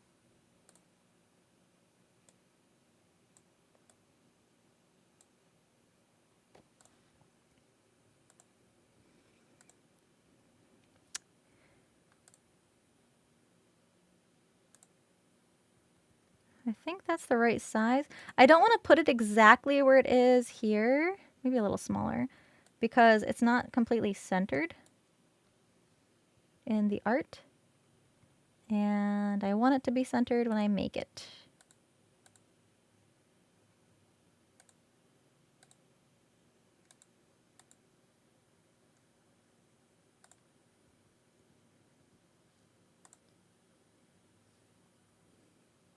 Like that. Is TwitchCon fun? Honestly, I'm gonna be real with you. TwitchCon is more so like, I mean, it's obviously like StreamerCon, but it's less like anime and gaming panels and more how to do this as a streamer panels. A lot of people go there to meet people. Meet streamers, networking. Yeah, it's like networking con, but I do have a lot of really cool stuff that's going to be happening at TwitchCon this year. So if you decide to go, I'm just saying, Just saying. There might be things that you want to be there for.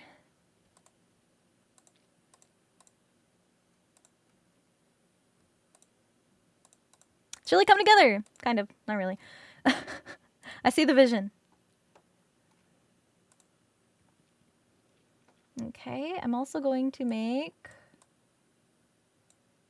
Come on. Oh, this tool. This one.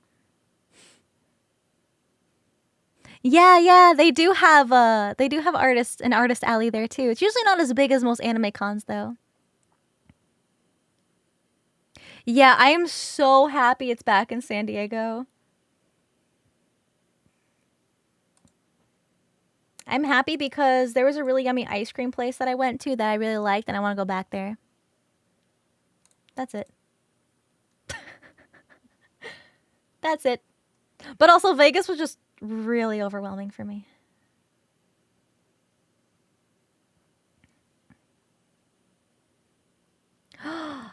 Wait a minute. Is this the three-dimensionality again?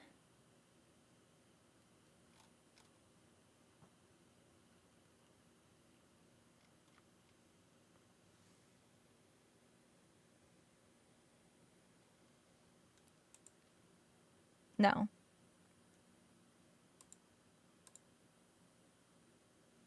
Maybe. Hey, what's up, Percy? We are finally underway starting the Nihilister build. This is day one. Hold on, let me... No, don't zoom in on her butt, please. Give me the other image. Where's the other image? This one. Yay! This one. Oh. Why did all my stuff close? Now I'm being exposed as a Danganronpa fan. Don't look at my desktop.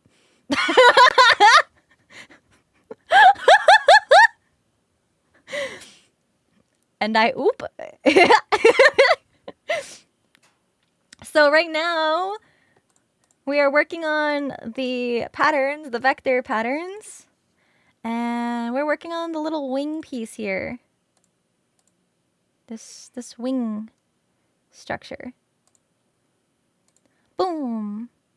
Like that. So I'm making my little pattern. A Danganronpa fan in 2024. Hold on. 1 second.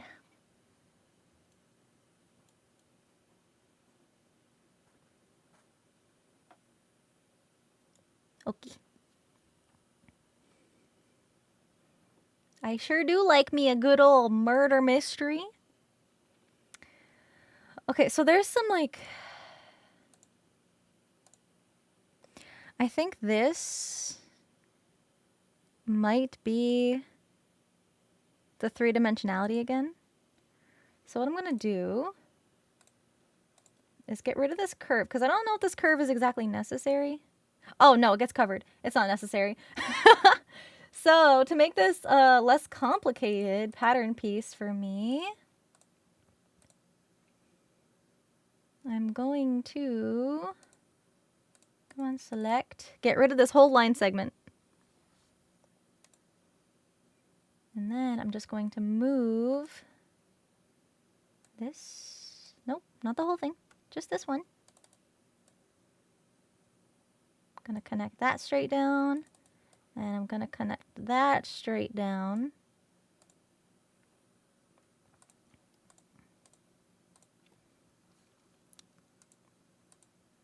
And I can curve it if I want to. 3D print. You're funny. This is a 2D pattern. So yeah, we're probably going to have to cut the top here a little bit, because I think this one sits on the bottom of this, and this one sits on the bottom of that.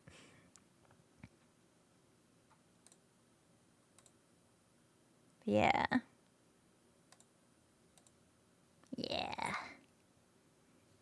Not funny, just ignorant. No, it's okay. So, no, it's just funny because 3D printing is a technique that's seen as like the easy way out for cosplay and like making stuff in general, but it's only the easy way out if you have the 3D pattern, like the 3D model to print.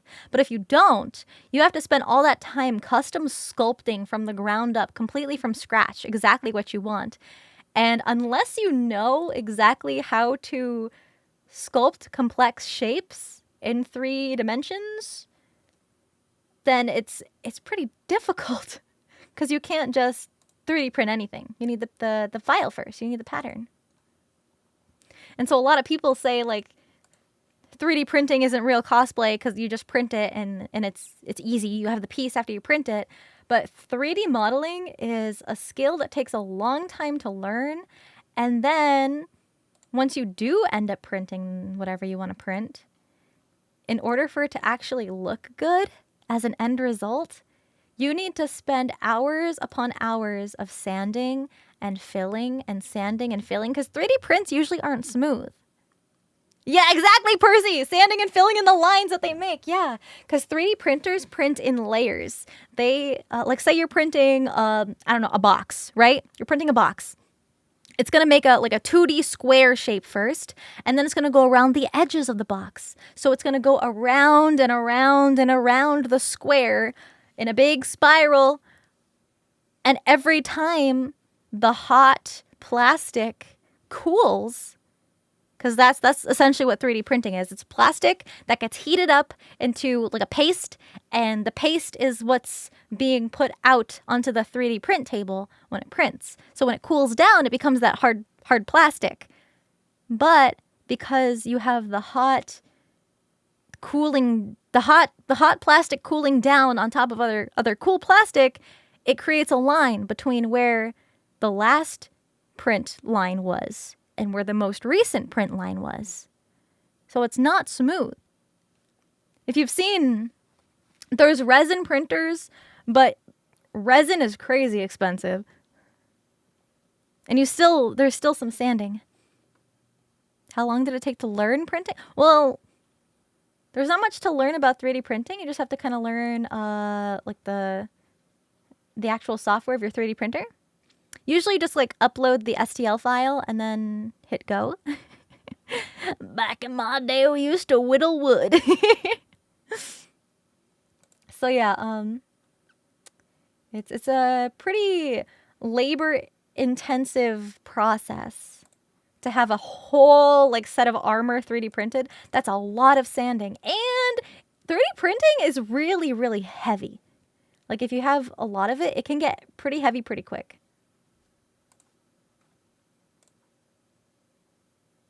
Yeah, looks good.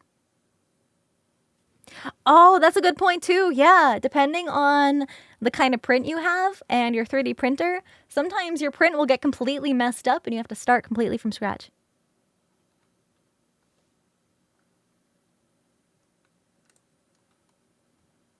I have experience My with older that. brother had a resin printer, and the stuff he used to make the RC parts stank so bad, and he would have to cure resin too. Oof.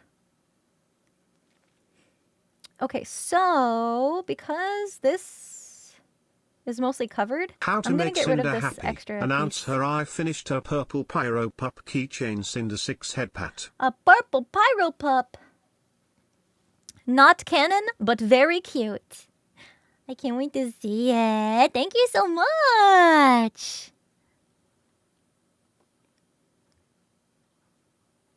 Yeah, you have to build super duper light, especially a project this big.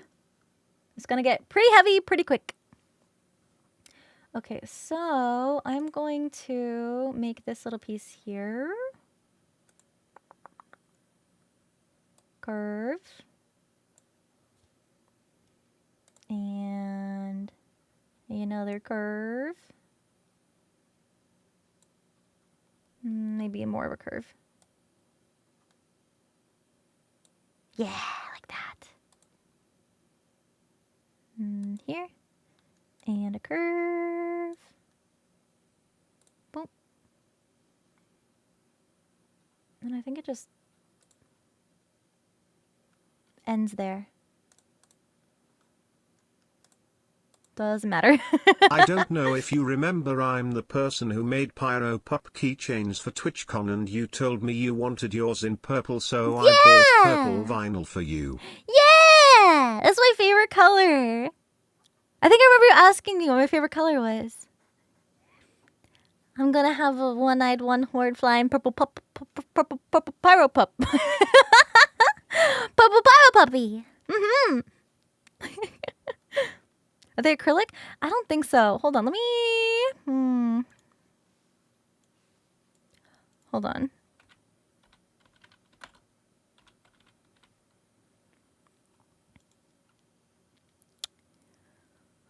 What?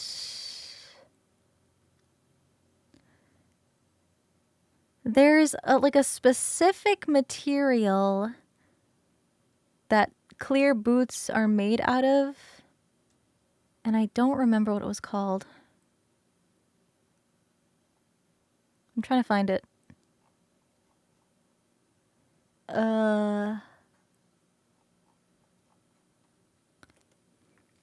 Some of the listings of the clear heels that I saw had... Oh, lucite. Lucite. I think clear heels are made out of lucite. I don't know if they all are, but I saw a lot of clear heels specifically use lucite. Lucite. Yes, I asked Let's you see. what was your favorite color, and you said purple, so your purple keychain is ready and waiting for September. Cinder 6 stamp I'm and the so 24 excited. pyro pups and the 5 mysteries are also ready for June. Cinder 6 blankies. Oh, I guess lucite is plexiglass. Oh, it's acrylic. Acrylic plexiglass. So, very sturdy. I'm excited. I'm excited to get it in the mail. Okay, we're going to continue. So, I think I want to get rid of this.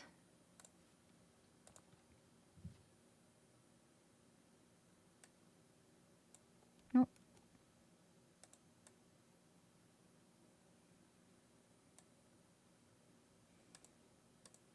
And maybe just move this out a little further.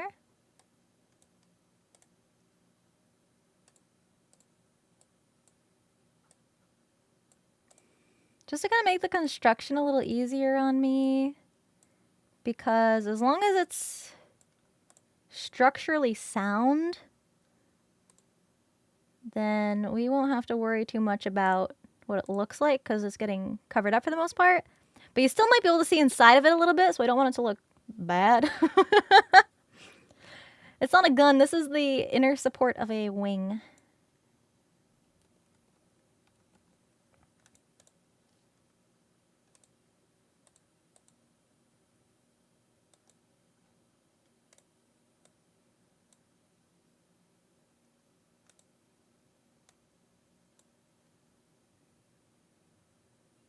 Ba-da-bum-bum, ba-da-ba-da-bum-bum. What part of the cosplay are you the most excited about working on? The dragon. I cannot wait to see how the dragon heads will turn out in the future. Yeah. Cinder 6 Pyro Box, Cinder 6 Pyro Thank Wag. you, thank you for a whole year. Thank you for the 12 months. Okay, yeah, like that. And then we will just simply yoink. Yep. Yepers.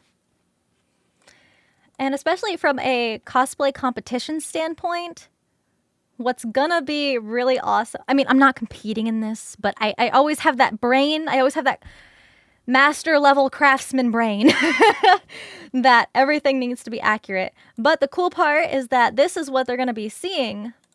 Hold on. This is what they're gonna be seeing in person, right? And then if you give them just this image as your reference, you can, and it will look very much accurate. But if you want bonus points, you can include the layers like this in your build book, and they will be like, wow. And you can have like a side-by-side picture of the piece that you made and the actual reference material, because that's usually how judges at competitions will kind of decide, like make their final decision. They will go back at your like photos, your progress photos, your reference photos, and what some people do when you get to a certain level in craftsmanship competitions is you will make a whole build book. You will have written out descriptions of like the techniques you use, the materials you use, very specific parts of your cosplay build, specific reference photos, front. They usually require front and back, but you can have like a very close up of specific parts and be like, I want to highlight this technique because, you know, it was something that takes a lot of technical skill and I wanted it to be acknowledged and showcased. So usually if judges are on the fence between who gets a prize and who doesn't, is they will go back and look at how they made something and they will judge the like craftsmanship like kind of a little more closely based on the pictures.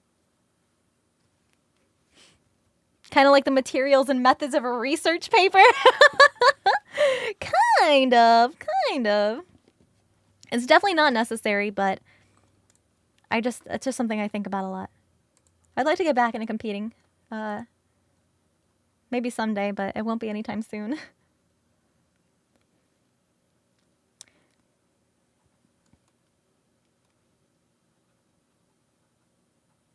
Yeah, I did say that this is going to be definitely like a year-long project. But really, the whole goal for this build is to have something fun that you guys can watch me do and like kind of taking you on this little journey of making a cosplay from literally the ground up, from completely from scratch. And then once it's all said and done, you guys will be able to see pictures of it finished. So it's like a big community journey that's like super long, and it has like a big payoff reward in the end.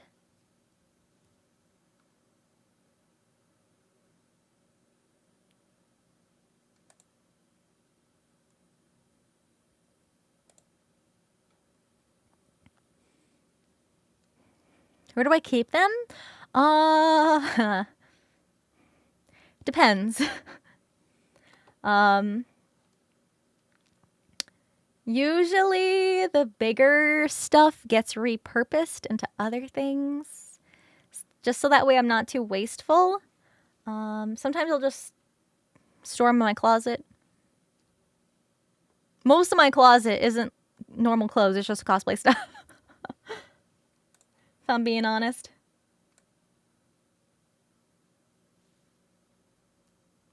Actually, I think I can leave that there. Doesn't have to go completely all the way. Ba-ba-dum-bum-bum.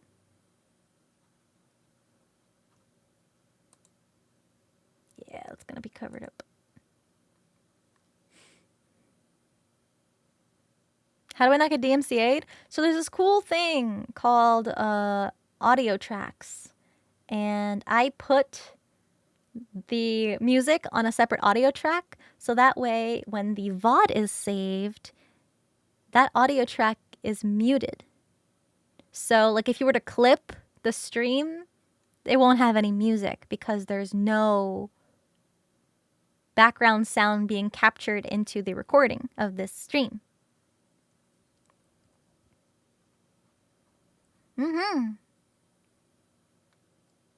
Yeah, my tail's on fire too.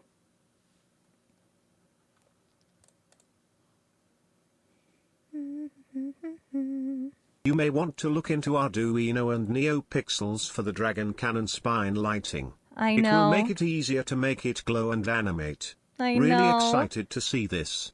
I That's get something to new that unlock I'm her trying from with this Nikkei build. jail today. Yay! I still haven't unlocked her yet. It's a super long process.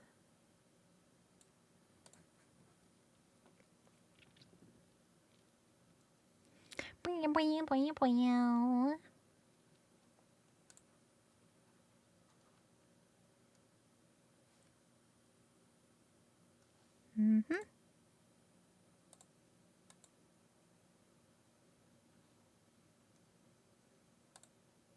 Oh, wrong one. Okay. Oh, actually, oh, I don't know if that gets covered. Can I see it?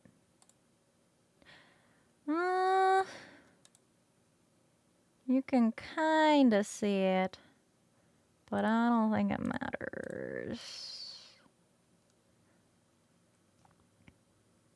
Right now what I'm debating in my head is whether to keep this curve here or to just kind of give it like a little angle.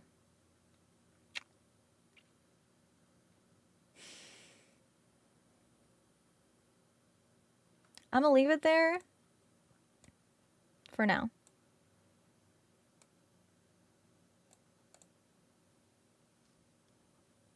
It's like setting up a live 2D model. Yeah. I mean, actually, the layers here that I'm using for reference for this build is from the live 2D art layers from Nikkei.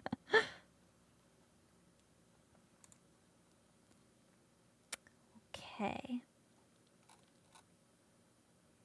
There's another little line here.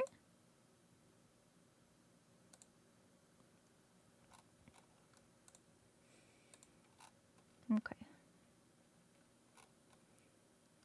There's another little line. I'm just going to connect it right here. There.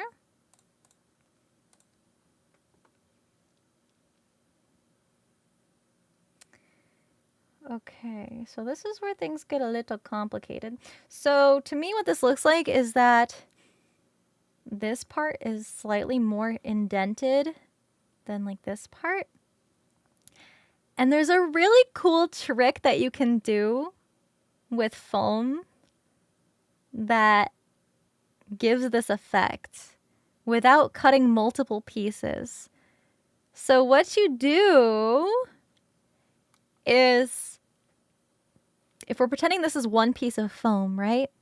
We just make a cut going around this line and then we stop. Okay, we don't want to cut the whole piece out. You can, but if it's just here, because we can't see what's going on here. So if we just use this and we make it the cut, it's still attached, but you have a little flap on the inside, right? What you're going to want to do is push the flap down a little bit, and depending on the thickness of the foam, some of the foam edge will be raised up above this little flat piece because we pushed it in a little bit. And then we can always like cut the back of it to make it flat if we want to. But it's a handy little trick that you can use to make indented details without adding more and more layers on top. You can just cut it out. Why would the curve matter? Me knowing it's there or not. Because like the curve looks correct. Right? Like, this is how it looks. The curve looks correct, but then you also just kind of look at it straight and it's like, oh yeah, that looks like a robot arm. You see what I'm saying? Yeah. How'd I learn all this stuff? I'm self-taught. So I learned just by goofing around.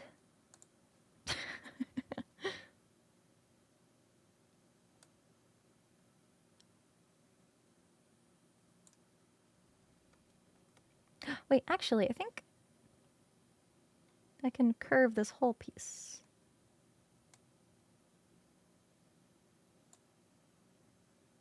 Yeah.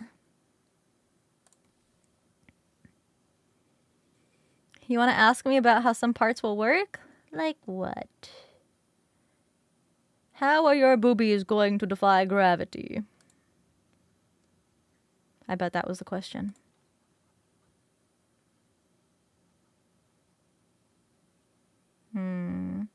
Probably. Magic.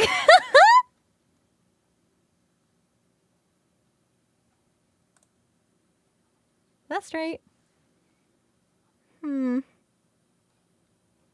These parallel. I'm gonna nudge it a little. Just like a tiny bit. A tiniest little bit.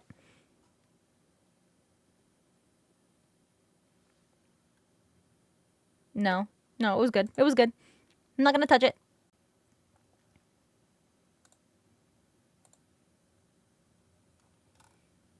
Yay! And now, so, to be fair, just to get the size and the scale of each individual, like, section, like the wing and the arms and the shoes, all that stuff, you don't have to trace all of the other additional details in here. However, the way I like to do this is when I print out the big pattern, I also like to use that same pattern for all the details. So that way I know where like exactly to put everything. So for example, when I'm tracing this piece onto my big foam area, I can cut this out and then just trace around this while it's lined up.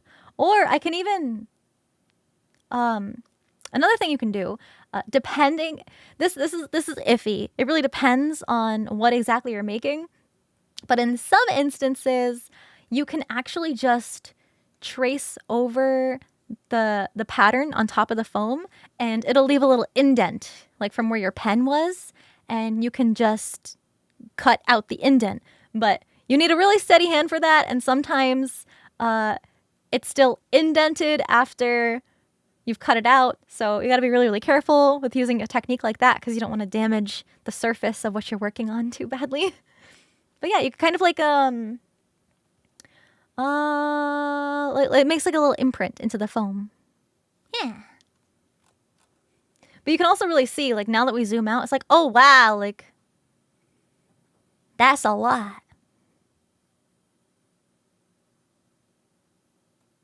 I've decided I'm getting rid of the bump. I'm getting rid of it.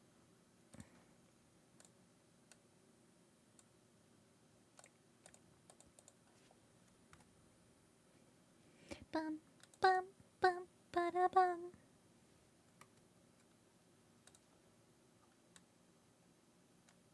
Make my life easier.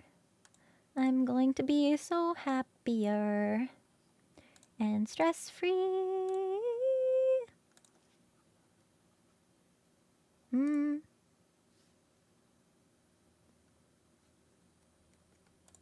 Yeah, that was better. I do work with EVA foam. Yeah. I'm also going to be playing around with high density and ultra high density foams for this build. The difference is that it is, it's like a harder foam. It's sturdier. But it's not brittle. It's not like foam core. Foam core will snap in half and then it's ruined. Foam core is good for other things too. Just maybe not anything that can get bumped too easily.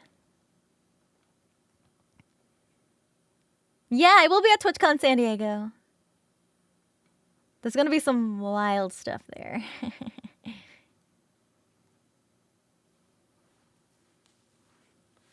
How does the foam connect together? You can use a bunch of different glues. My preferred glue is contact cement, though.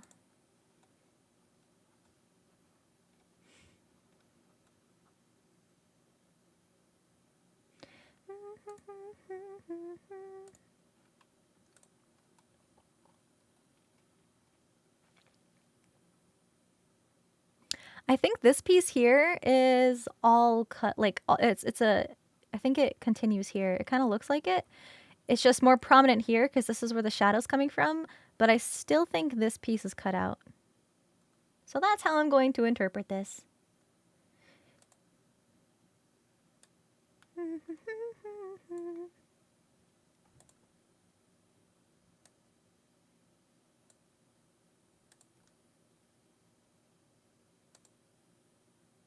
It's pure insanity.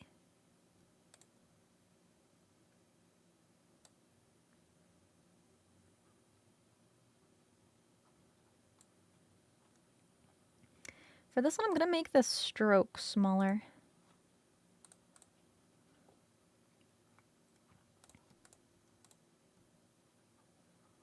Just to see what I'm doing.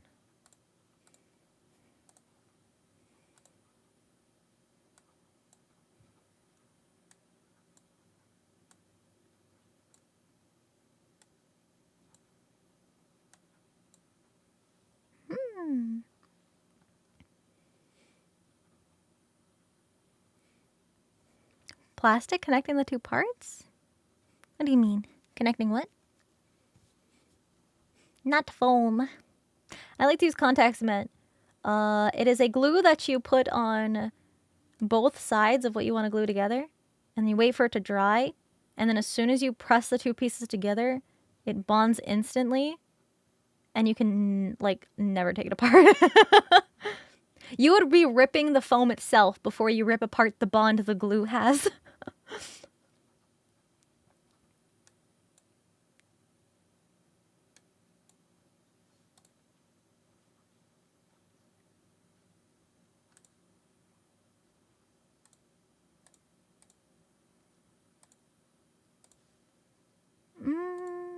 I think this is a bit of a sharper curve.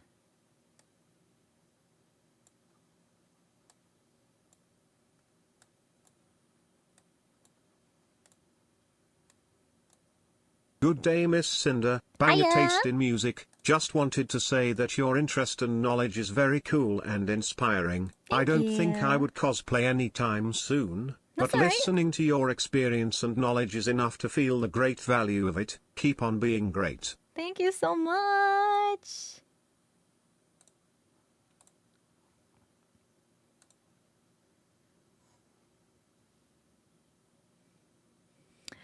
Literally, Ami from Okami is my dream cosplay.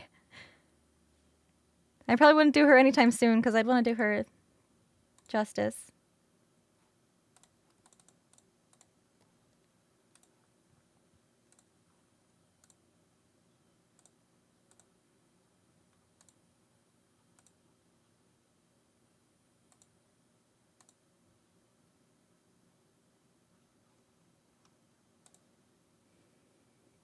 Oh, not the internet. Next year it is then? For getting this done? Yeah. You'll see it next year. Oh, wait. Okami. Oh, no, no, no. Not the Ami cosplay. Wait, no, no. That's not next year. No, no, no. Finishing this will be next year. I'm not gonna be doing that next year. Dream cosplay isn't anything you can just be like, yep. Yep. It holds a lot of weight.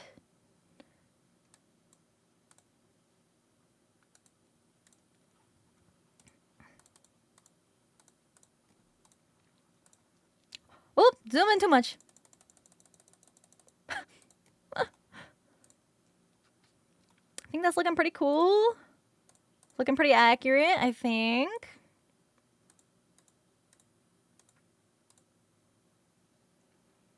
Okay, now that I'm looking at this more, it looks more square. I'm gonna try this again. Yeah, I'm gonna try this again. It looks different when I'm farther away.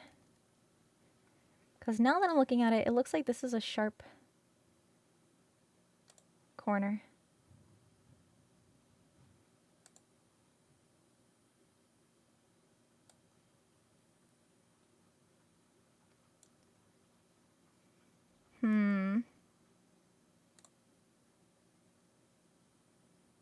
Almost like this.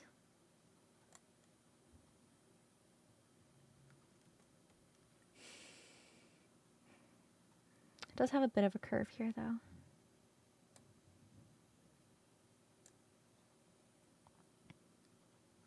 You got Scarlet Black Shadow? Let's fucking go! Hell yeah.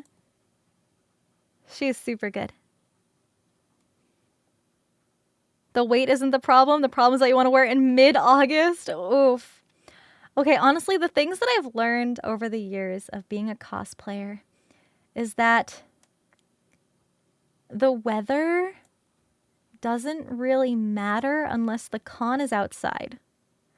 Because either way, there's going to be heat in the winter. There's going to be air conditioning in the summer. However, cons are always going to be unbearably hot, no matter the time of year, because you're surrounded by body heat.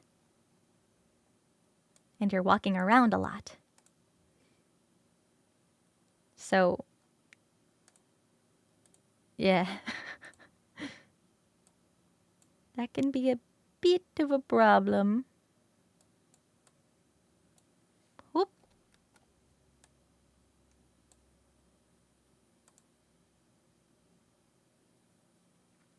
Okay, I need to add an anchor point. Oh.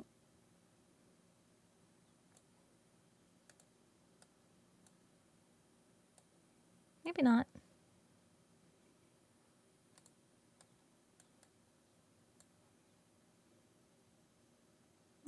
I'll add one right there.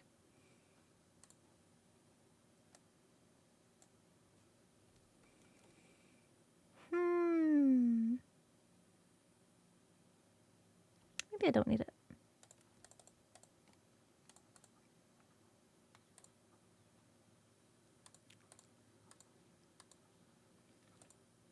Okay, it's a sharper curve. The shape looks different because the image is so blurry when I zoom it in that it looks different. I won my 50-50 for Boot Hill, but it cost me 81 pulls. Oof. With how my luck is going, can't wait to get my $100 Yanqing on the next HSR banner. Oof. Good luck.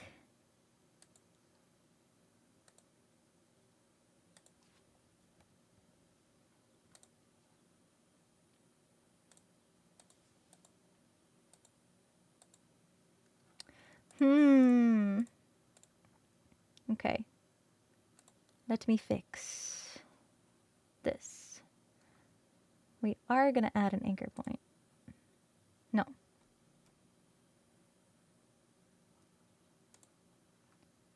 First, I need to get rid of this.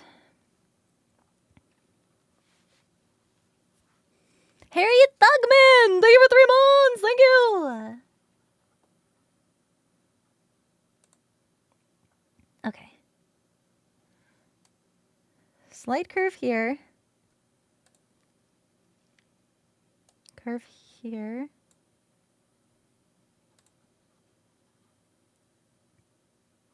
And there's going to be a curve in here.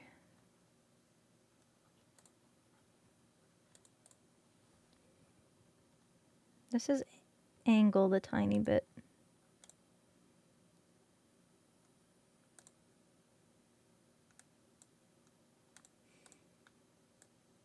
I'm doing all this work and it's not even gonna be shown because it's under the wing. Thus is the life of a competitive cosplayer.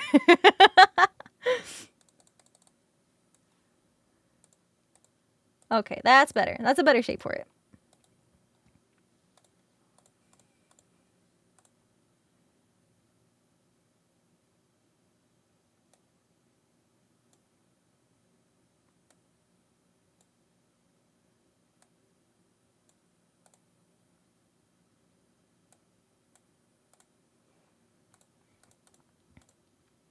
Favorite Zelda game? Twilight Princess. Hands down. Best game.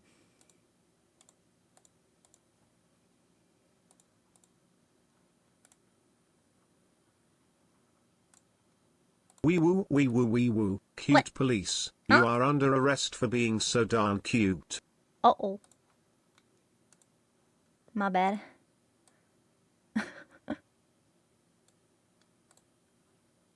There.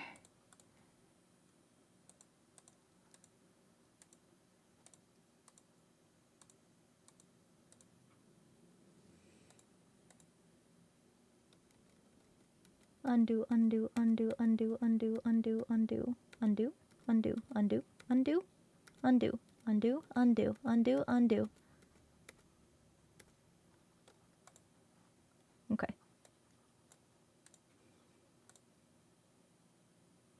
Okay. I think we're good. I think we're good. I'm just so finicky. And that's all covered up. Okay. So now we really just have a couple more pieces here. We've got some circulars.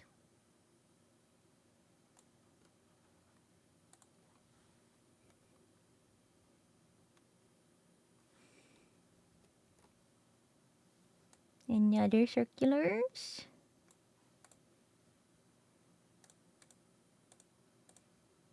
Perfect. Just gonna move this over. Oh. Gonna move this over. I'm gonna move this over a little bit so it's not too close to the edge. Just in case. Yeah, that still looks good.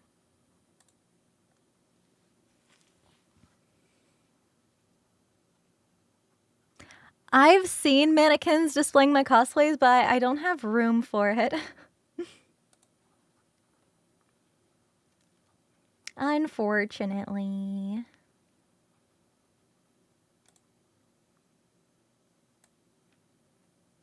I think that'd be really cool though.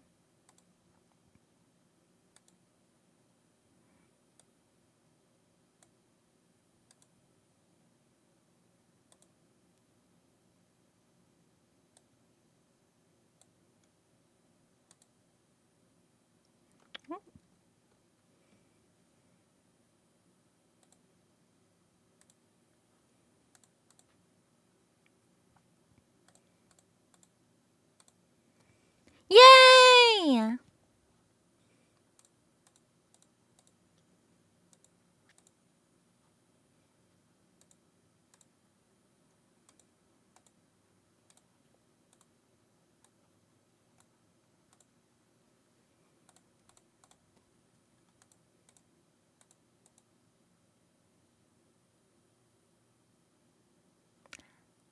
I think we're done. Nice.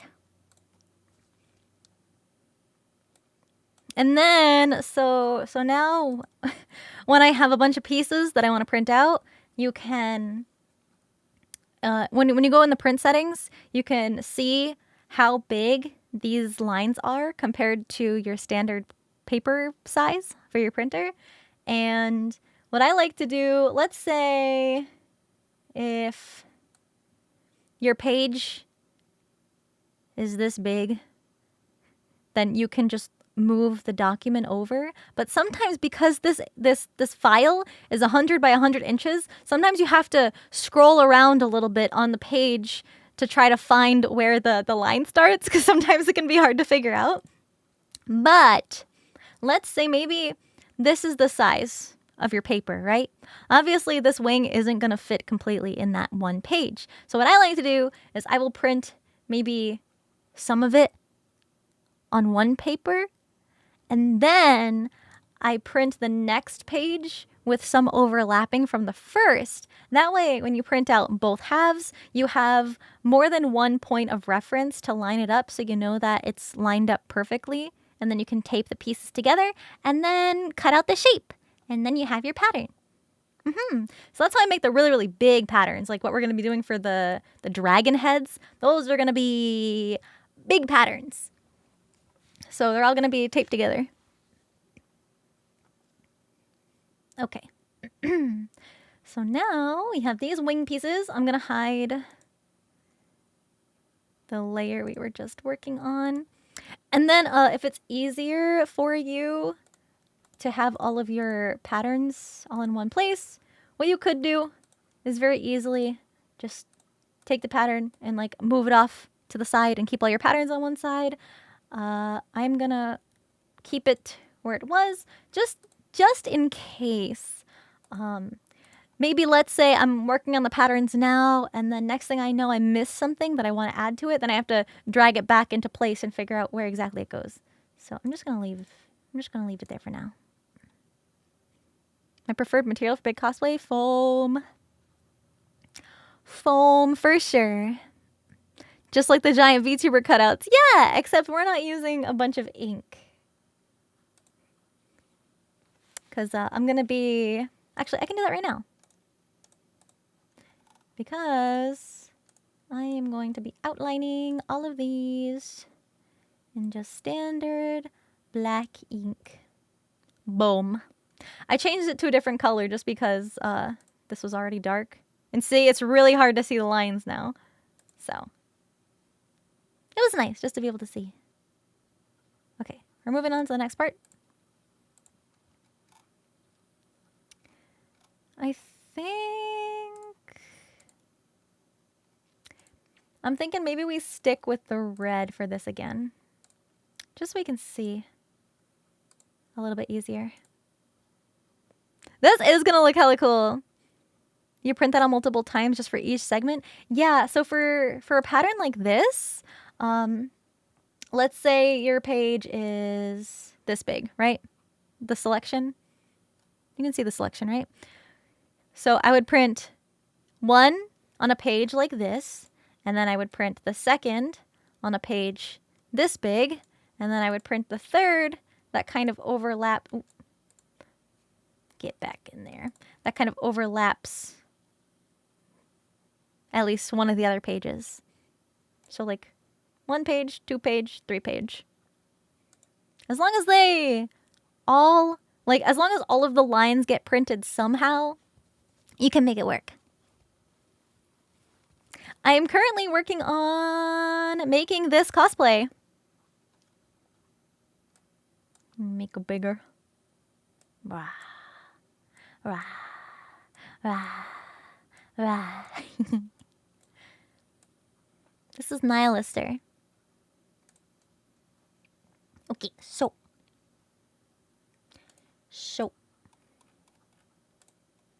we will work our way up. Now the thing with this that's really cool is that you can kind of see the edge. It's not like a flat, like it's not being viewed from straight on. So you can still see the edge, but that's super handy because when I trace around this, I know to trace on this side of the edge. And then I can also see the thickness. So I know what thickness of foam to make this out of. Least ambitious cosplayer? None.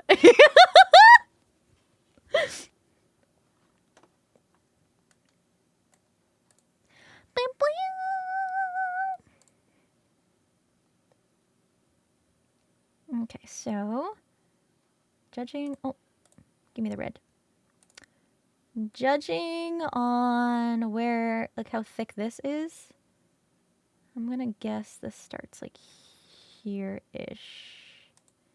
Can always adjust it, don't forget.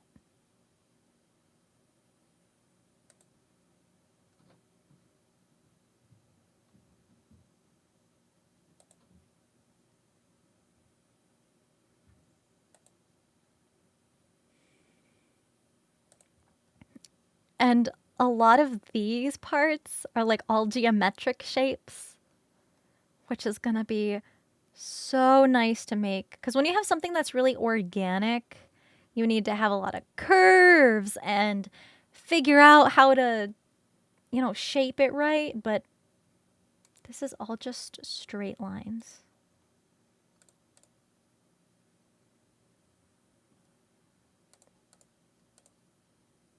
Now that's nice.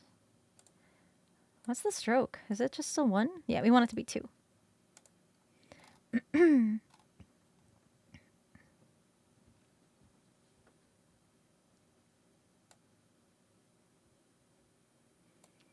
Okay, so we should add... No, I don't want that.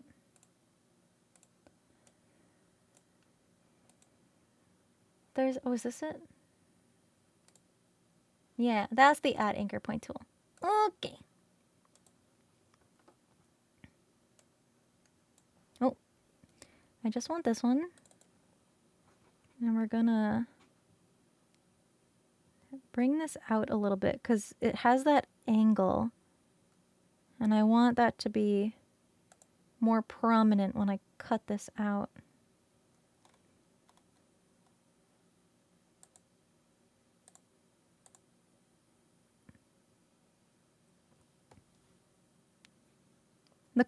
The curves are really difficult.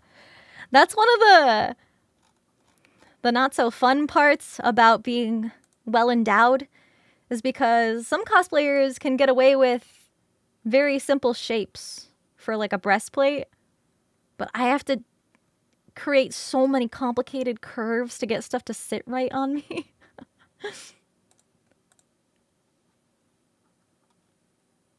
Okay, I did pretty good.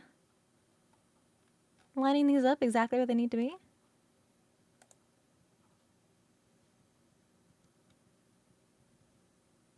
I will make this a little longer.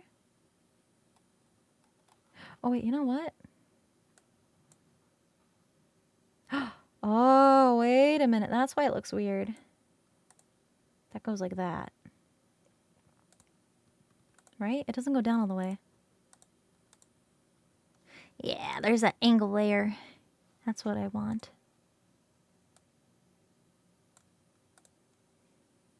That's why it looked more prominent.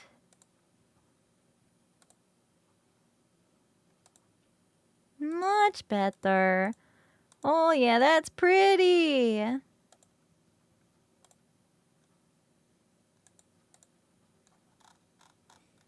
Nice.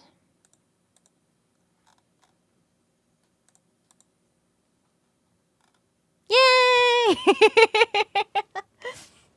Pretty like you!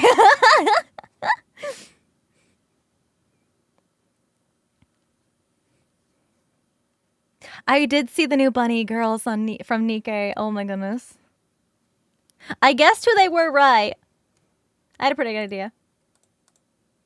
But I'm still really excited. I saw the trailer and we get a whole 3D casino environment this time. We're spoiled. We're so spoiled.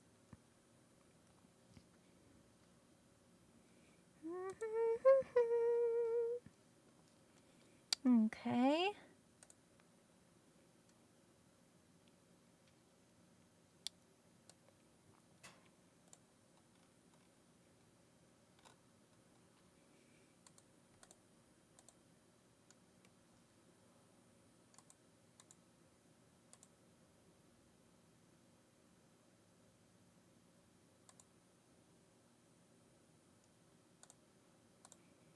All right, I'm going to do the same thing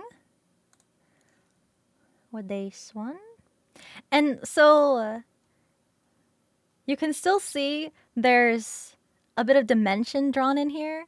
And I feel like we're still going to have the general shape down correctly. But even after making these patterns,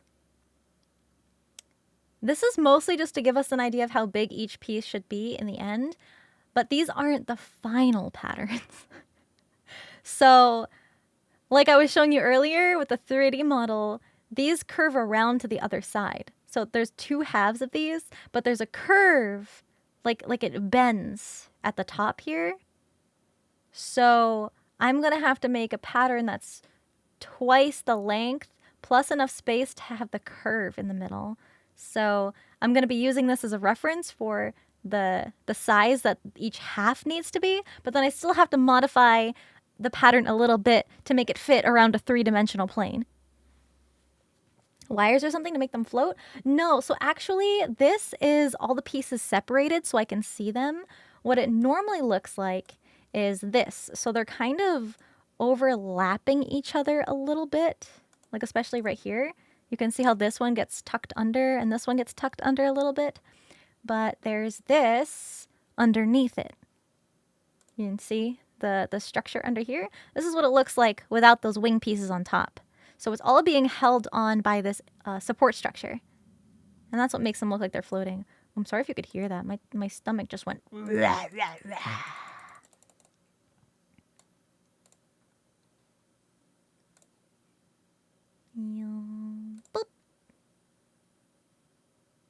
Boop.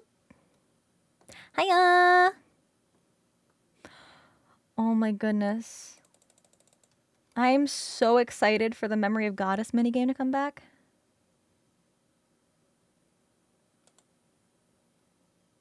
I'm gonna be playing that all day.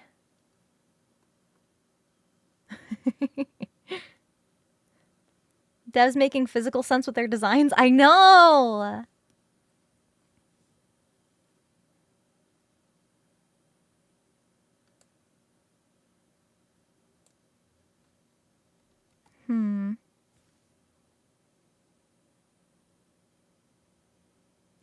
It looks like there's a bit of a curve.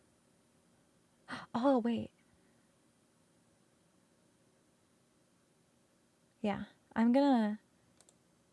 It's geometric on the other one, so I'm gonna keep that going.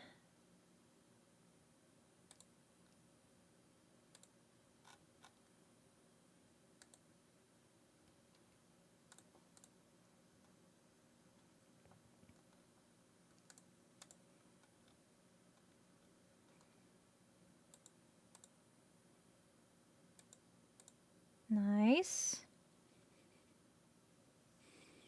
Devs just make outfits as crazy as possible to challenge cosplayers. Some of the Nikkei designs are pretty simple. So there's a good variety, especially for Nikkei. Oh. Oh, how come my stroke is non-existent?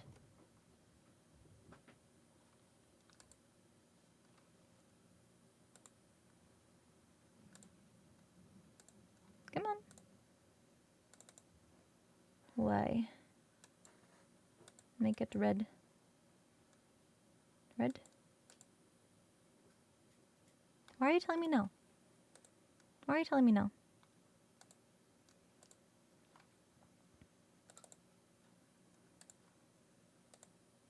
There we go.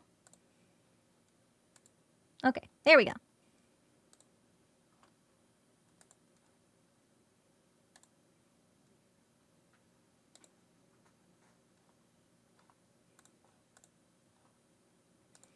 And it's 1 pixel again. Why? Make it 2. Would Indivilia be hard too? Yeah. Yeah. Yeah. Probably. Most likely.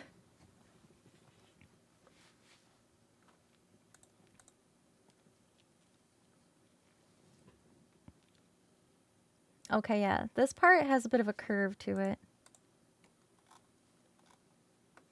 I love how these look like little, like screws. Screwing her, wings together. Like that, like they're bolted together. Para, thank you for 3 months. Thank you.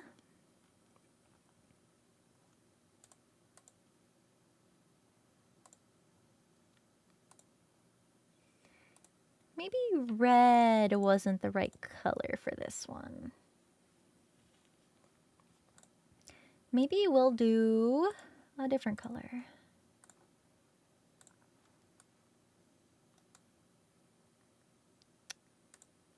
Let's do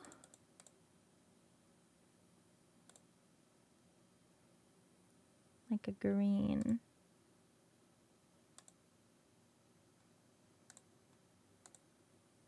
That's better. I can see. I can see what I'm doing.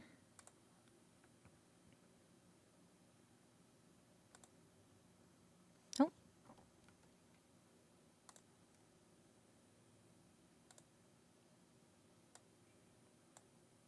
Oh, come on.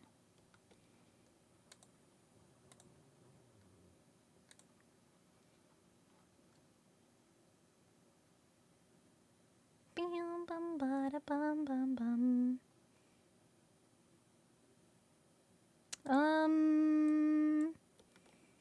Oh, wait. I think I know what's wrong.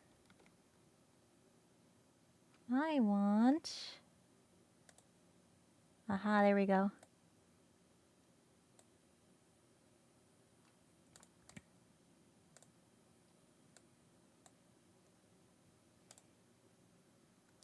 So I'm definitely going to make this one a smaller stroke because it is a more, like, more of like a detail-y piece. And I'm going to copy... Oh, no. I'm going to copy this one little line. And then I'm going to reflect. Oh, that's the wrong way. Wait, no, it wasn't. No, it wasn't. We want to rotate it. And line it up. Hold on, I'm going to mega zoom. It's going to be so pixelated. Oof. Big oof.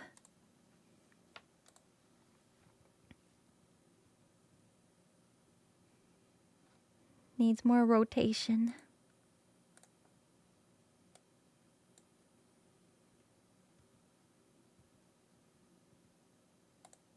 Boom.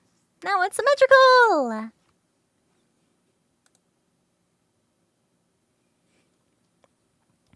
Hey, big fan. Welcome. The precision. You can use the arrow keys to move things over exactly 1 pixel.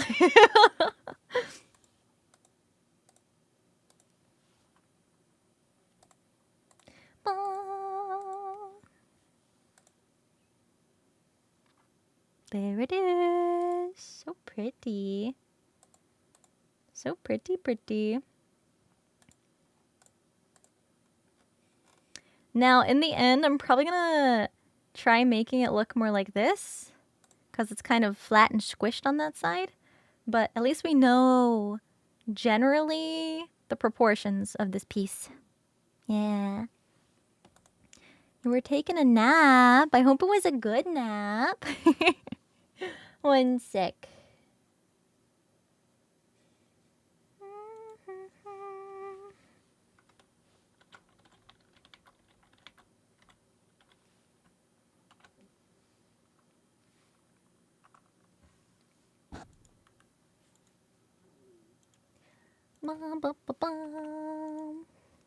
Okay.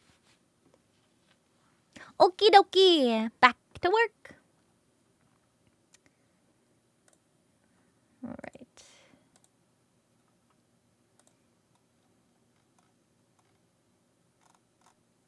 Oh, 1 sec.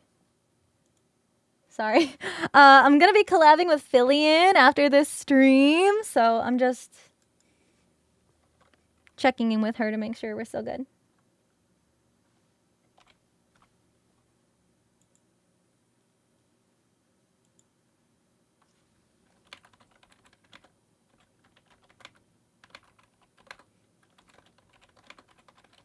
Oni-chan! Yeah, that Fillion!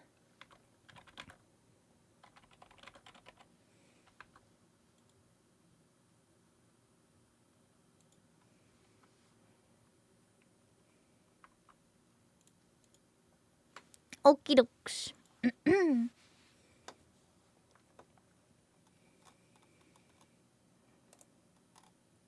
Next. Wing.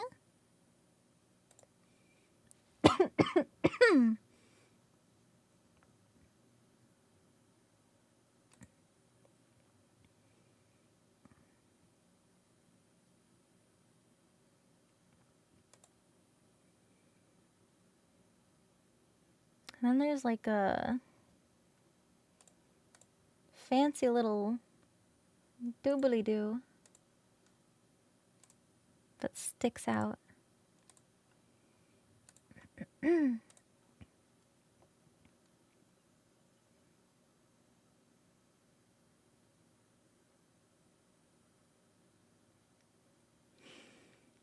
Although, you know what?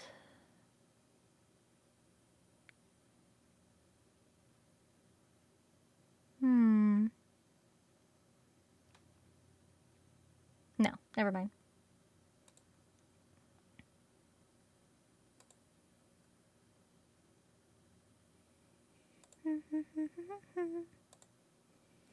Let's go Sabaton Cinder 6 race Yeah. Cinder 6 tail. Waffles, thank you for the 5 gift subs. Thank you. Thank you, thank you. Yo, 767 457. Thank you so much for the gift sub.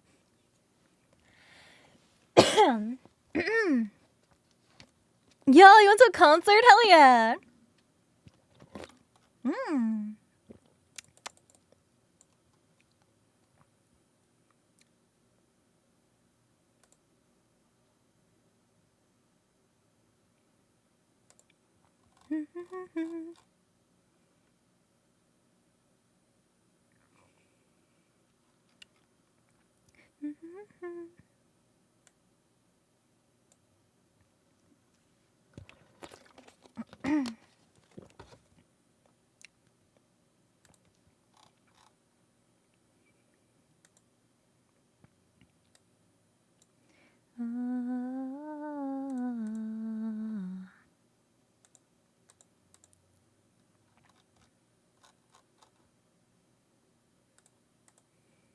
You need to be more curvilicious.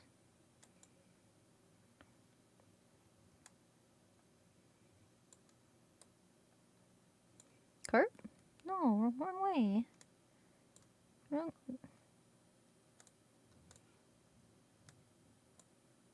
There we go.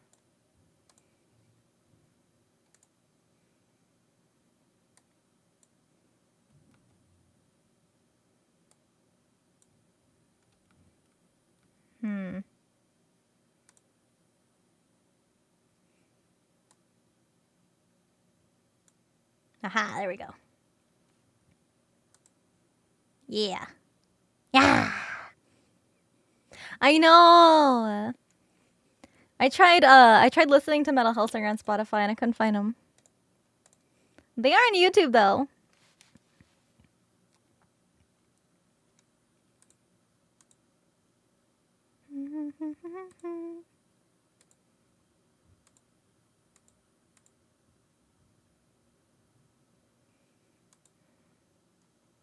Okay.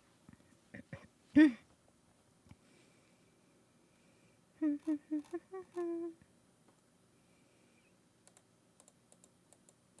gonna do the main outlines first for all the pieces, and then I'm gonna go in with a little detail-y stuff like this.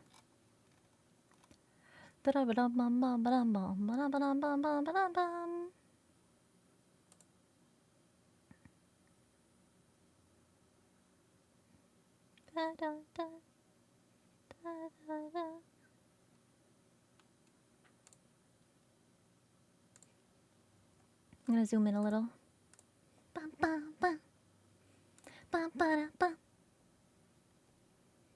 Watching you got me started on making a 3D print lol. Let's Making go! a test piece right now since I haven't used my printer in months. Hell yeah, good luck. I know how finicky that can be.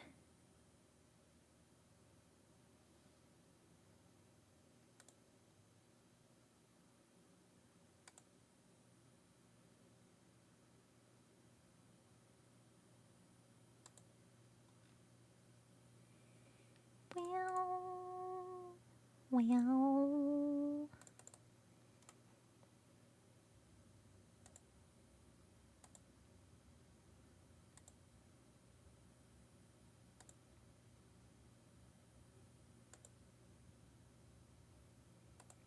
Geometry, it's so pretty. Nice straight lines. You like watching? Thanks.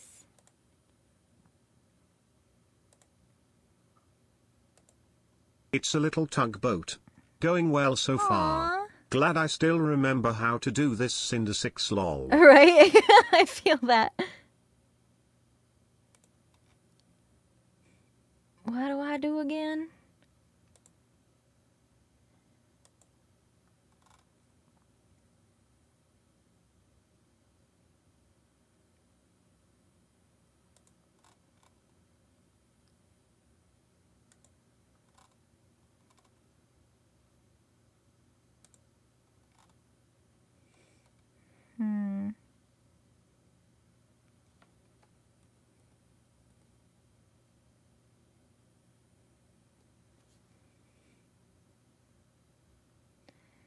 technically this is the edge, but might look better this way. Bum bum ba da dum. You have to make the pattern first? Well, yeah. What do you want me to do? Just start hacking up foam, and then when I realize it's not the right size, just trash it and hack up another piece of foam, and then I realize that's not right either? Sure, it's more time consuming, but the amount of money and materials it will save you in the end is worth it. If you want to waste your money and pollute the earth, by all means. Yeah, measure twice, cut once. But you can't measure if you don't know what exactly you need to measure.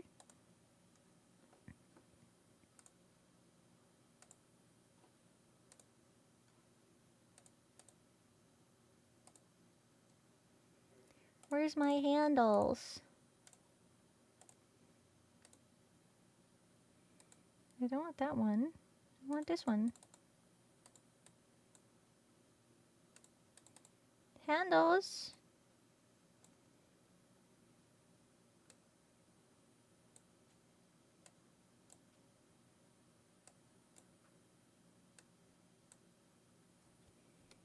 Give me my carve.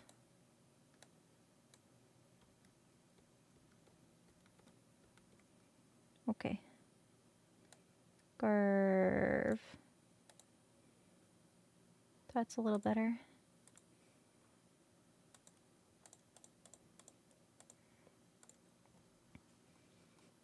Yeah. Measure twice, cut once, curse, repeat.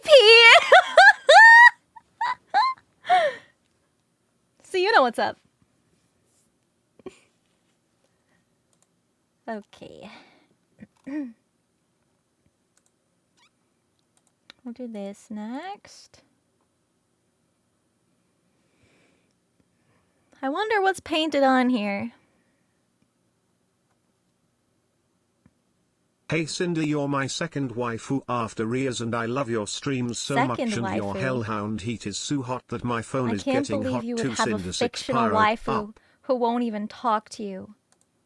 Over me. Oof, I'm only second? Damn. I guess you're gonna have to go to your number one waifu stream now, huh? Oh, wait. She's not real.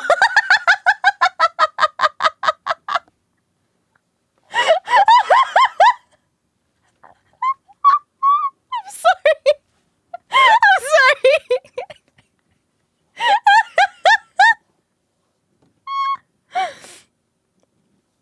They didn't see the last stream. Oh, yeah. Oof. Oof. Pascal, I appreciate the biddies. Thank you very much. What do you mean? What do you mean you watch? You have other waifus. I mean, yeah, other waifus. That's what it was, waifus. Ash baby.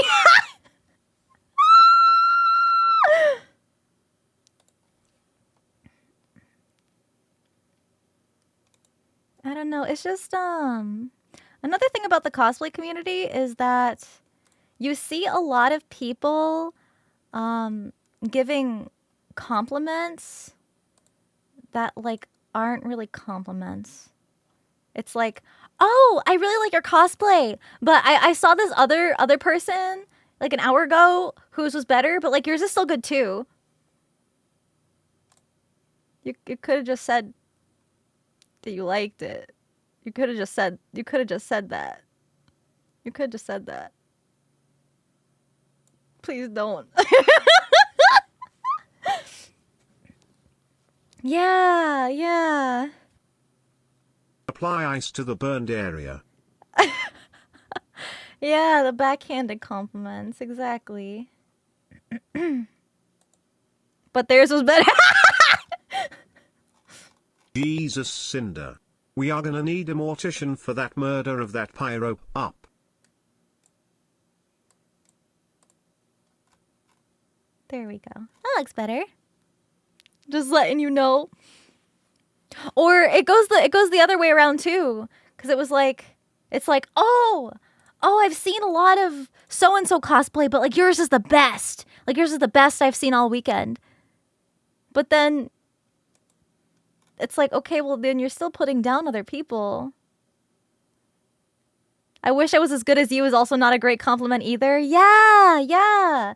And unfortunately, I see that a lot in the VTuber community. Because sometimes people are like, oh, you're my third favorite VTuber. Okay. You could just said like, hey, I love your streams. Like, I love being here. It's like, why? Why is there a ranking? It's not necessary. And for some people, like especially like smaller streamers who are just getting started, like those kind of compliments can be really, really hard. All VTubers are amazing, exactly. But you are my third favorite. Okay. Okay. His first and second are Dan and Aaron from the Game Grumps. Yeah, like you're one of my favorites. Like, wow, well, thank you so much. Thank you. Thank you.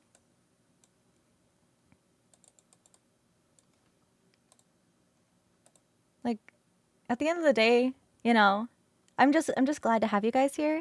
Like, no matter what. But sometimes depending on the streamer, it's good to be mindful of stuff like that. Because sometimes, like, for a lot of people just getting started, if you're not used to, like, offhanded comments, then it will literally, like this happened when I first started content creation in general, like with audios and stuff.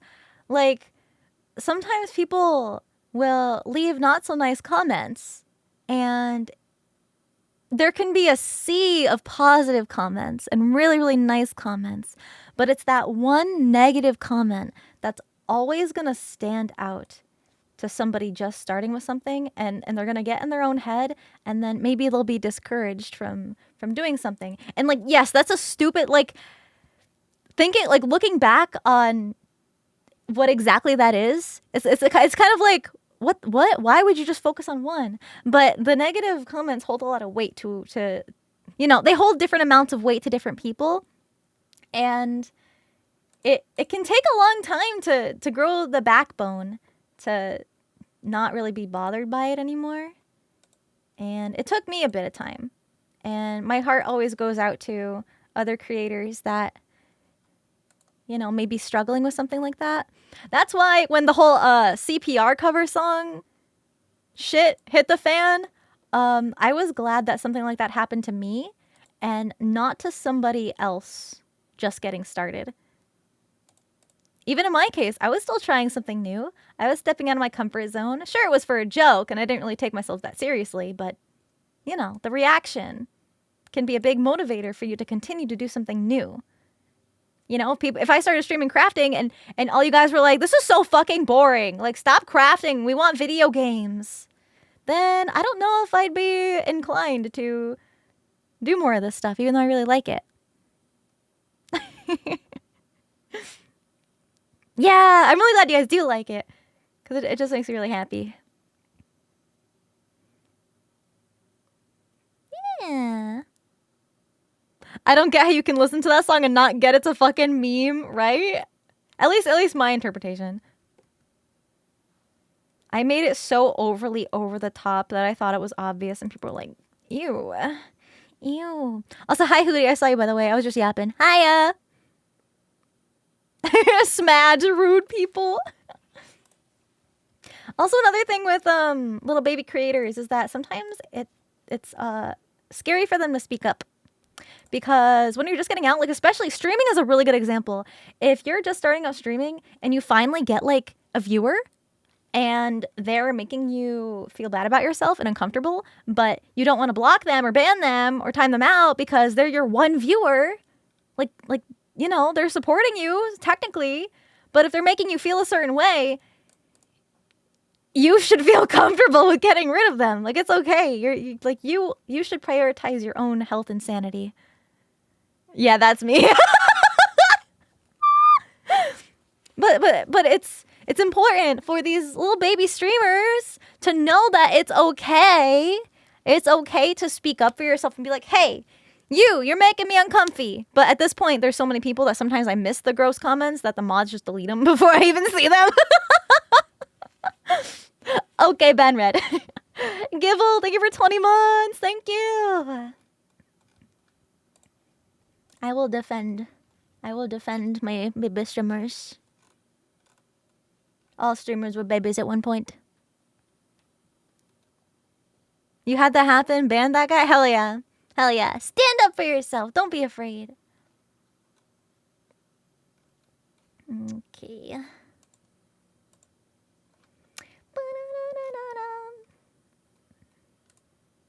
Next, we'll just work our way down.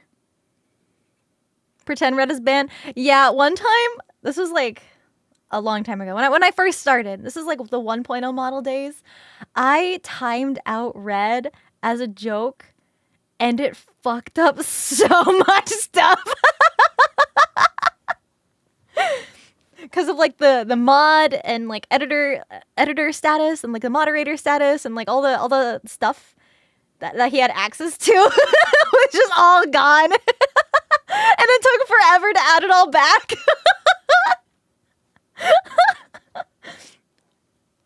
Yeah, he cannot be silenced. Yo, Demon Slayer, thank you for getting us up. Thank you. The scam bots. Ugh.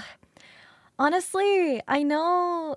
So like, I have like a phone number verification on for chatting in my streams, and that's literally because of the scammers and like the bots and all that, because it's less likely to be caught up in like a bot or a hate raid if their accounts aren't verified.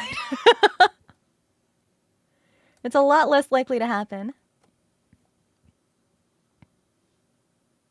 Tyler, thank you for 4 months.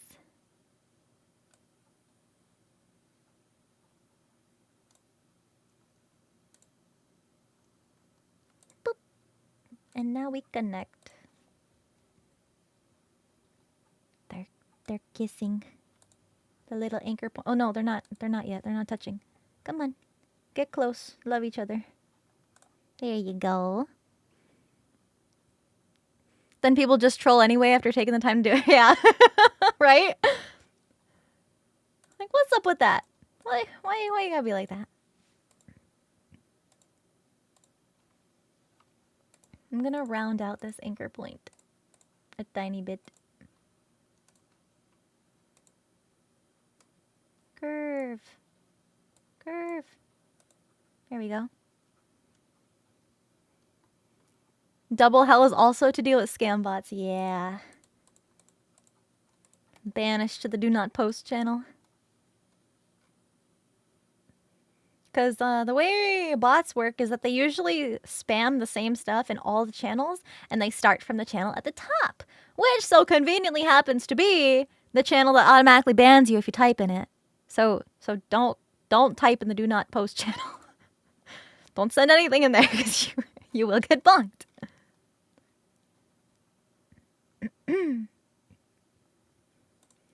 Okay, I am going to add a line here just to kind of indicate that there is a curve going this way. Just so I have that for reference. There we go.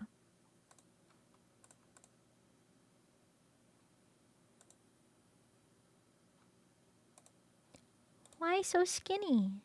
There you go. You wondered about that channel? Yeah. Some people do accidentally type in it. But please don't. Because it's a lot of work for the mods to get all those people unbanned who are just kind of playing around. Yeah, please read. It's so funny. I guess so many people come in the chat like, I clicked the link. I used the command Discord and I clicked the link. How do I join? It's not letting me in. Did you read the rules? The rules tell you. The rules tell you what you need to do to get access to the channel.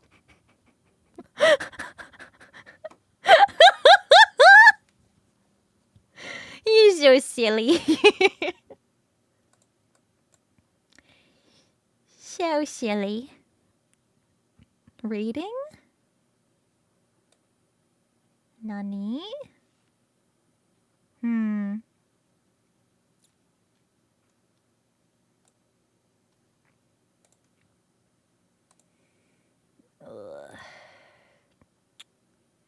My ellipse tool doesn't make... Wait a minute. Rectangle tool? And then can I add curves? Wait, I think I can! Wait, let me see if I can do this.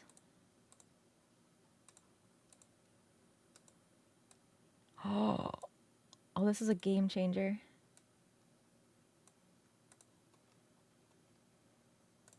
Now I can make the little vents.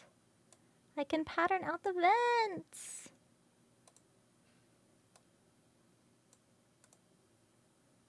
Nice. Oh. Nice.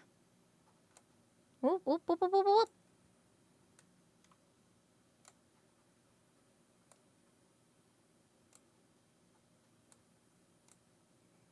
They're a little more narrow.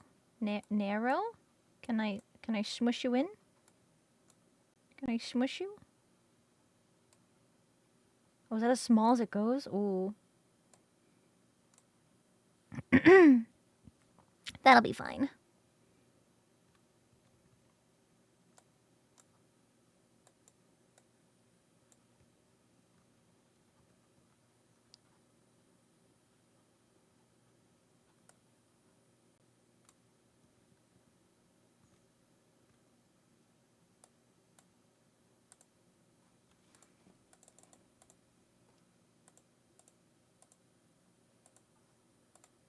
Need to rotate it a little more.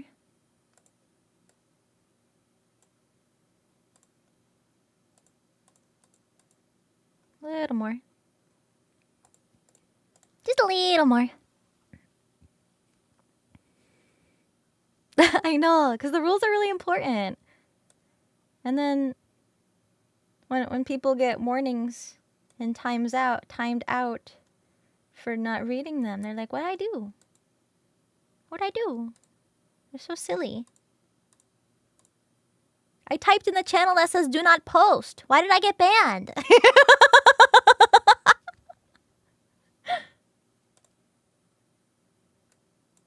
You silly goose.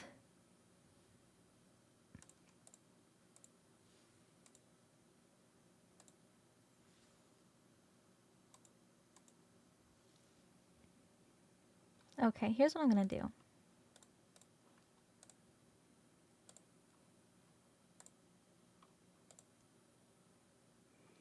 Now, can I make it narrower? Let's find out. Let's find out. Vettel! Yo! Hey, Raiders! What's up? Hi, everybody! Hello! Oh my goodness! Thank you so much. Thank you, everyone. Welcome in. Hiya! My name is Sinder. I'm the Hellhound VTuber! Oh, woo! It's so nice to see everyone. Hello. I hope you guys had a great time. Hope you had fun. Raph, thank you for 15 months. Bred me to life. Thank you. So, today, in case you're like, what the hell is happening right now? I'm actually making cosplay patterns. So I am working on one of my most ambitious cosplay projects yet. This is a cosplay project for my IRL flesh body. I used to be a cosplayer. I've been doing it for 10 years. I would compete in the master level of craftsmanship competitions, like with all the pros and stuff. So what we're going to be making is Nihilister from the game Nike. It's one of my favorite games ever. It's a gacha game, and she is a two-headed red dragon. So we're going to be making the dragon heads. There's going to be LEDs. There's going to be hopefully smoke machines coming out of the mouths too. So we're making everything from the ground up. And what we're working on today is just day 1. So there's a lot of planning steps and a lot of pattern making. So I've just been doing that. Yeah. But I really, really appreciate you guys coming in and saying hi. So if you plan on sticking around, that's what we're going to be doing for a little bit. And then I'm actually going to be with Fillion in a couple hours. So we're probably going to raid into her later on. And then we're going to be doing some meme stuff. Yeah. So if you plan on sticking around, that's the plan for today here. But if you plan on heading out, I hope you have a great day. I really appreciate you guys for following, saying hi, showing your support. And take care. Thank you. Yeah, so Fillion and I later on are going to be... So, the people who have been permabanned from her stream are sending in memes, and if we laugh, then they get unbanned. But there's also going to be some kind of punishments that Fillion's doing. I didn't have time to get anything for punishments, so I might be unintentionally sabotaging Fillion. So we'll see how that goes, but it'll be fun. That's going to be happening in about an hour and a half-ish. Unintentionally. Listen, just because I know how to roast Fillion doesn't mean I don't want her to, suffer. But for you guys who are just coming in, we're currently working on the pattern for this little wing piece that she's got going on. It's got this sort of under support structure and then a bunch of these spikes on the wing. Within Temptation's one of my favorite bands. So this is my Adobe Illustrator file right now. And we made the pattern for the understructure of the wing. That looks like this. So then we're going to print it out to scale, and then I can cut it out of foam and actually start the crafting process. But this is a really good step to make patterns while I'm waiting for all of my materials to come in the mail. And now we're currently working on the pattern for the top of the wings. Yeah, so I'm just tracing around a lot of these image pieces. And as prep, I actually cut out... Time for your daily sound alert. No! Yes, Sinder. No! I actually cut out... where is it? We're working on... Oh, wing. Duh. So, like, all of these pieces are... Like, we have, like, the arms. They're all separate layers with, like, different turnarounds that I cut out of the original Live 2D layer map. So, we've got pretty intricate patterns for everything. There's a lot of pieces, so we're just on day 1, so this project is going to be quite some time to get through. But the whole idea is that... I like to craft. I like to do cosplay stuff. I haven't done it in a long time. So I want to kind of share my knowledge and expertise with you guys, with anyone who wants to learn. And I'm always down to answer cosplay-related questions. And... Cinder, look, just cause I know how to roast Fillion doesn't mean I want her to suffer. Much there, I fixed it for you. Much. Oh, I can make it smaller. Awesome. So yeah, the whole idea is to take you guys along on the process on how I would build a master level competition professional cosplay. And you guys can see the entire work process. And then at the end, you get rewarded with a whole cosplay reveal of me actually wearing it. Which I think is really fun. Fitting through doors? I won't be, but I do plan to make the dragon heads detachable.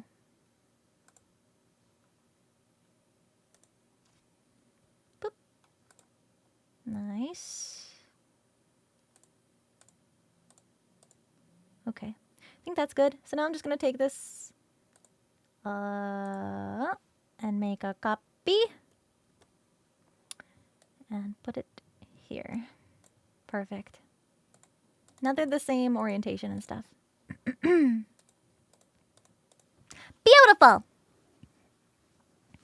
I have huge, personalities. Hell yeah. My model is actually based off of my my flesh model. Bye. Okay, so we finished. Oh no, we didn't finish. We have to do the little. Ooh! I zoomed in too much. You can see all the pixels. You can. Okay. All right. We need to make the little dial, the little bolt here. So we're gonna just do this. Where is my line? There's my line. I'm gonna make it a little thicker though.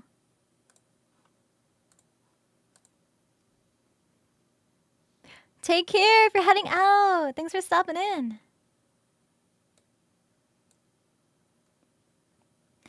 A little smaller.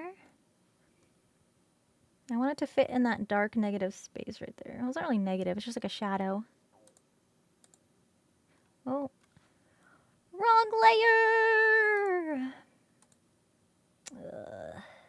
There we go.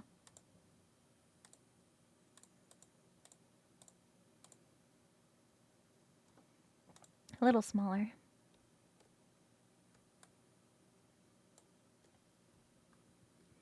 Drya, thank you for 2 months. Thank you so much.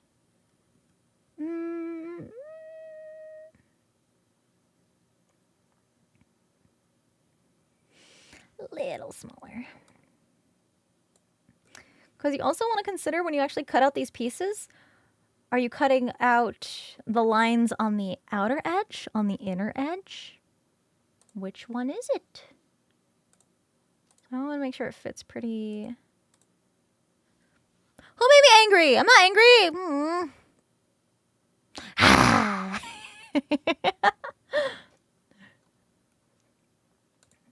Okay, there we go. And you know what? I'm actually just going to take this same little rounded piece and turn it into the little dial. It doesn't have to be perfect because we're looking at it from head on. Just to get the general size.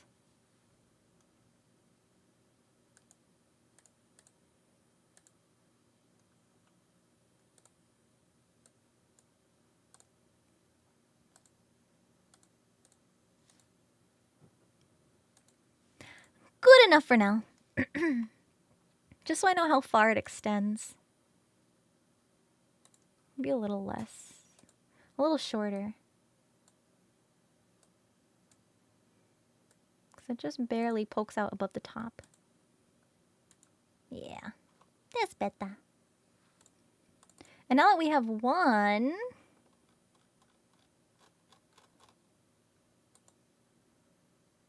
we can just grab these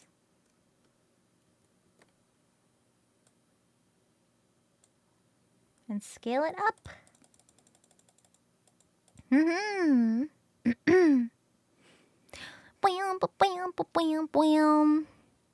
The song's name? This is the band Bloodhound. This is When Fate is Calling. That's this song.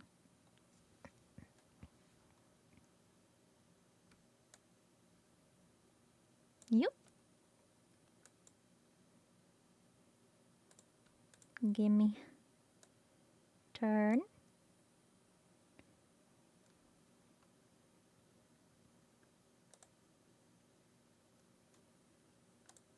Turn it a little more. Beautiful.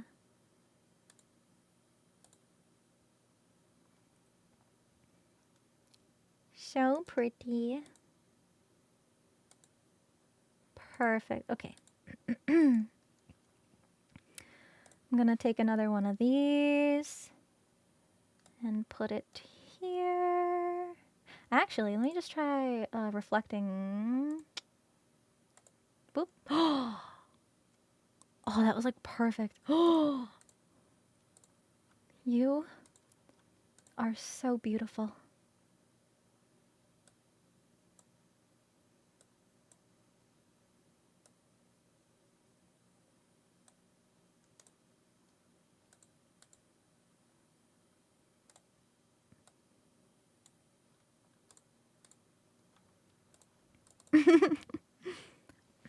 How much time does it take? It depends. I've made giant cosplays like this minimum 20 days. Do you need to be that specific? It depends. So in my case, the way I use my patterns is that it's a full template. So I take this line art and I print this out to scale. So it's going to be relatively big. It's going to be at least, you know,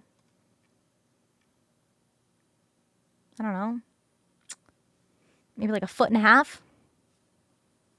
So relatively large, right? And when it's scaled up that much, it's not going to look this pixelated. That's just because we're zooming in the art so much. And if you want to get the level of detail that's shown in this, you're going to want to have a very clear pattern to follow. And the really cool thing about having, I zoomed in too much, about having these little guidelines for these incisions is what you can do is take your paper pattern and cut out these little tiny notches. And then you can just trace the inside of them. And then that's exactly where you cut the hole. So you line up this page onto your cutout piece of fabric, and then you just trace the inside of the hole, and you know exactly where to cut it. Instead of trying to eyeball without a pattern. It is a lot of skill, yeah. I'm glad you like the music. Thank you. I'm glad you like the vibes. I do think I'm going to make it a little bit bigger, because it does look a tiny bit bigger.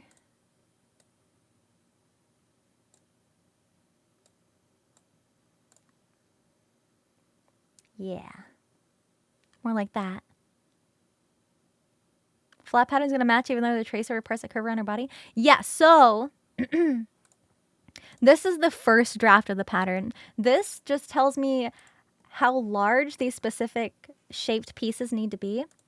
But then, because the top plane here has a bit of a curve, because it wraps around the other side, so it's mirrored. So when I have this pattern piece cut out, what I'm going to do with these patterns is I'm going to make a second copy that's reflected on itself. So that way I have the two halves kind of going this way, like this kind of, so it'd be like a diamond shape, and then it would curve down the middle. If that makes sense. It's easy for me to visualize, but sometimes it's hard to like explain with words. How do you transfer the pattern? What? We're making this out of foam, so you can just cut this out of the paper. I print these line art patterns just out of paper, and then I cut it out, and then I trace around it using a pen onto foam. But yeah, nice and easy. But yeah, for pieces that are kind of like the breastplate, I'm not going to be able to just kind of trace that. I'll have to actually make a pattern just kind of referencing this. But I am going to need, I might need darts to get that kind of harsh curve. Specific kind of foam, just EVA foam. It comes in different thicknesses, so it just depends on how thick you want it to be. Like the arms, that'll just be its own like freehand pattern. I will still be able to trace patterns for the dragon heads because they're, you know, it's mostly their relative size that I want a physical paper template for. So that way when I do build it, I can hold it up to the paper pattern and compare the size and scale of everything compared to itself. If you were to try to 3D print this, then it would be very heavy. It'd be a lot of sanding, it'd be a lot of filler, a lot of primer, a lot of 3D sculpting. It's a lot of work. But yeah. We have a pretty okay profile here. I could get the general shape of. But yeah. Like here it's pretty straight on.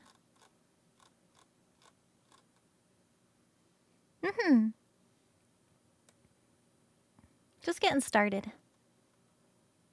I always like to say you should start with the feet because your shoes are less likely to be heavily examined than like your hands or your shoulders or something like that. Good old-fashioned rivet steel. Yeah, we're trying to keep this as lightweight as possible because I'm gonna have 2 dragons on my back and also a giant tail. Guess I'm staring at shoes moving forward. No! Oh no! I'm gonna have to make my shoes look extra clean then. So yeah, there is an angle of these guns that have, let's see, like straight. This is exactly looking at the cannons what the back looks like. This is another piece of the back. This is the little like fin on the bottom of the dragon, and then all the jaw pieces and stuff. So I have like separate split patterns that I can use to break this up into trace. So that way I know this is the outer part of the bottom jaw, and then this red piece is the inner part. So I also have the inner jaws on like another layer. Like right here. There's an upper jaw and a lower jaw, an inner upper and a lower inner. And these are the cannons that are actually inside. Filling, sanding, priming. Actually kind of fun and relaxing. True! Sock puppets? You know, that's kind of tempting. Here's the bottom jaw. These are the little laser sights. Top jaw, top jaw. Top jaw without the inner portion. And the LEDs. There's the X on one of them. There's the top fin blade. The top fin blade on the other side. There's a lot. There's a lot of layers. How do you wear stuff like this without getting self-conscious about people looking? Usually, people are looking at the more impressive stuff. Like the dragon heads. So that's what I just assume people are going to be looking at.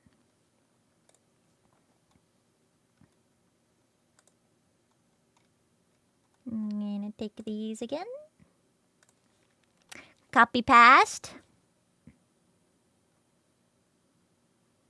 Casually making the same process as a VTuber model? Nope, I'm making a cosplay.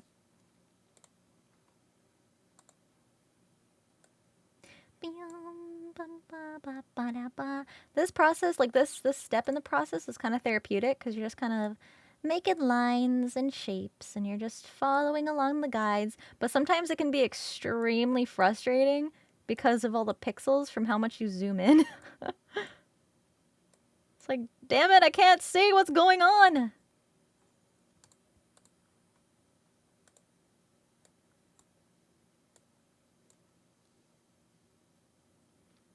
How long do I normally spend on a full outfit like this? This is my first time doing this since being a VTuber, so I have no idea.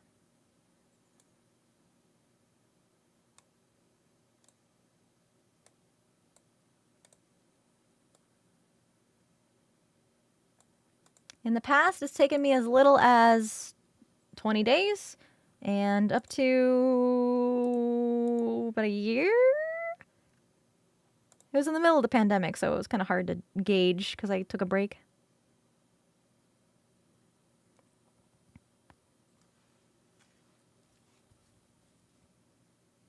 Build stuff as foam with a hard shell coating. It also adds more weight. That's why I'm going to use high density foam, which is a much harder foam.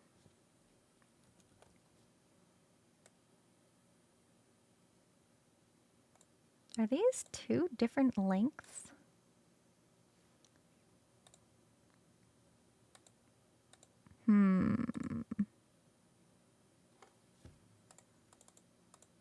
I think I'm just going to leave them like that. Nice. I'm not sure how much this is going to cost. I should keep track. But sometimes I don't.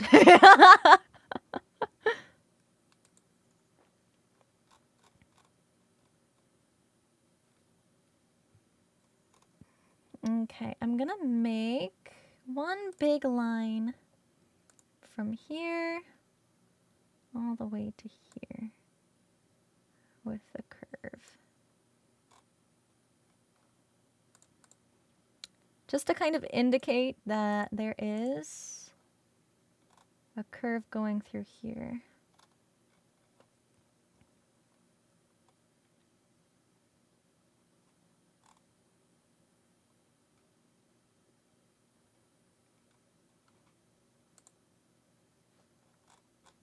Okay, that's all the stuff there. The little white, I don't know, knobby things. I'm probably just gonna paint those on.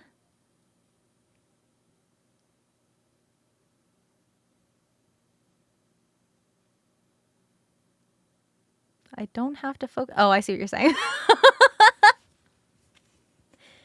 Do not be inappropriate.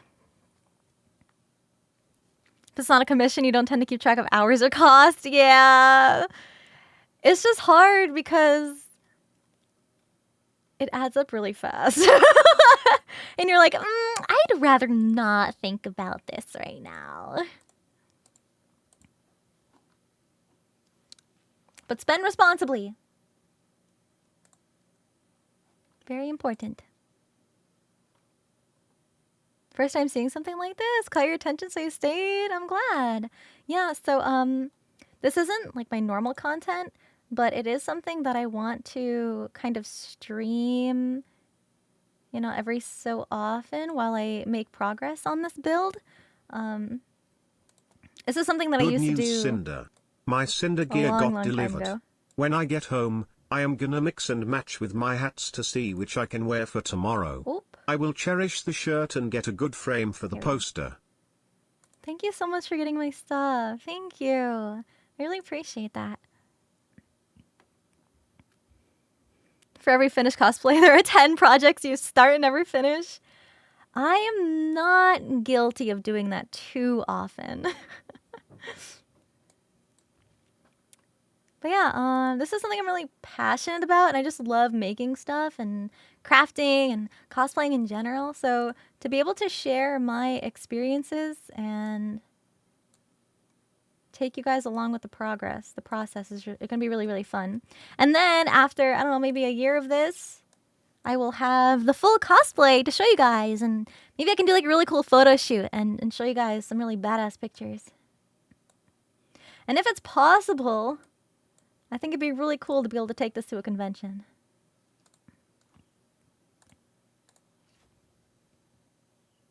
Might be unlikely, but, you know, there's always a possibility. You like my Gamer Sauce flavor? Thank you so much. Thank you for trying it. Thank you, 10 out of 10 gonna watch streams like this again, Cinder 6 nodders. Oh, that's so sweet. Thank you. Inconspicuous semicolon. Thank you for the Prime sub. Welcome. Okay, that's not exactly lined up, but it does look pretty even. You know, maybe I want it to be a little flatter, actually.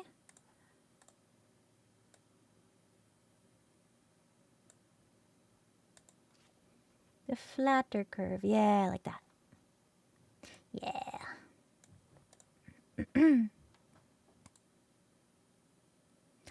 There we go.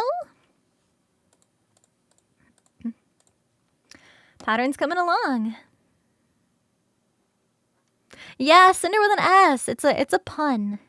It's a hell pun because I'm a hellhound. And I'm a fire wolf. So it's like, yeah. Sin and fire cinders. I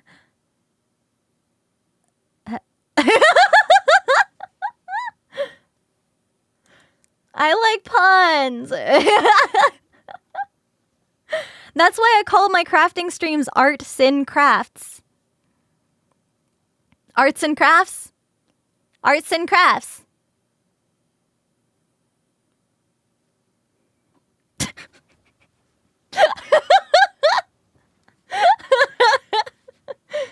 It's a pun. Well, it's a play on words. It's a play on words.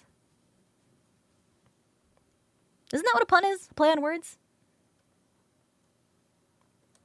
It's a joke.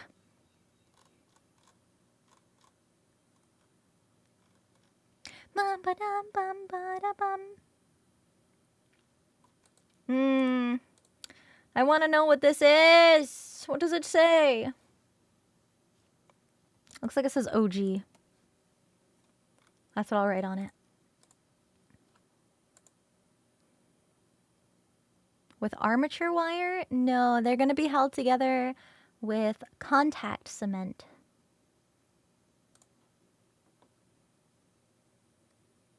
Extra strong.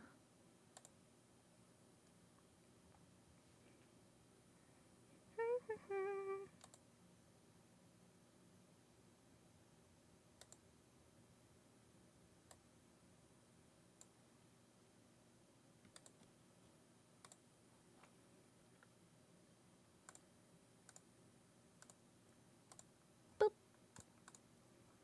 And now we fix. What originally got me into cosplaying? Good question. It was actually...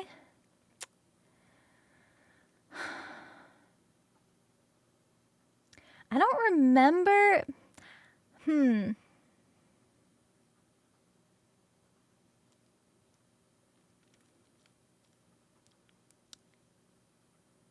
It was Okami. Yeah. It was the game Okami. It's actually my favorite game ever, still to this day. And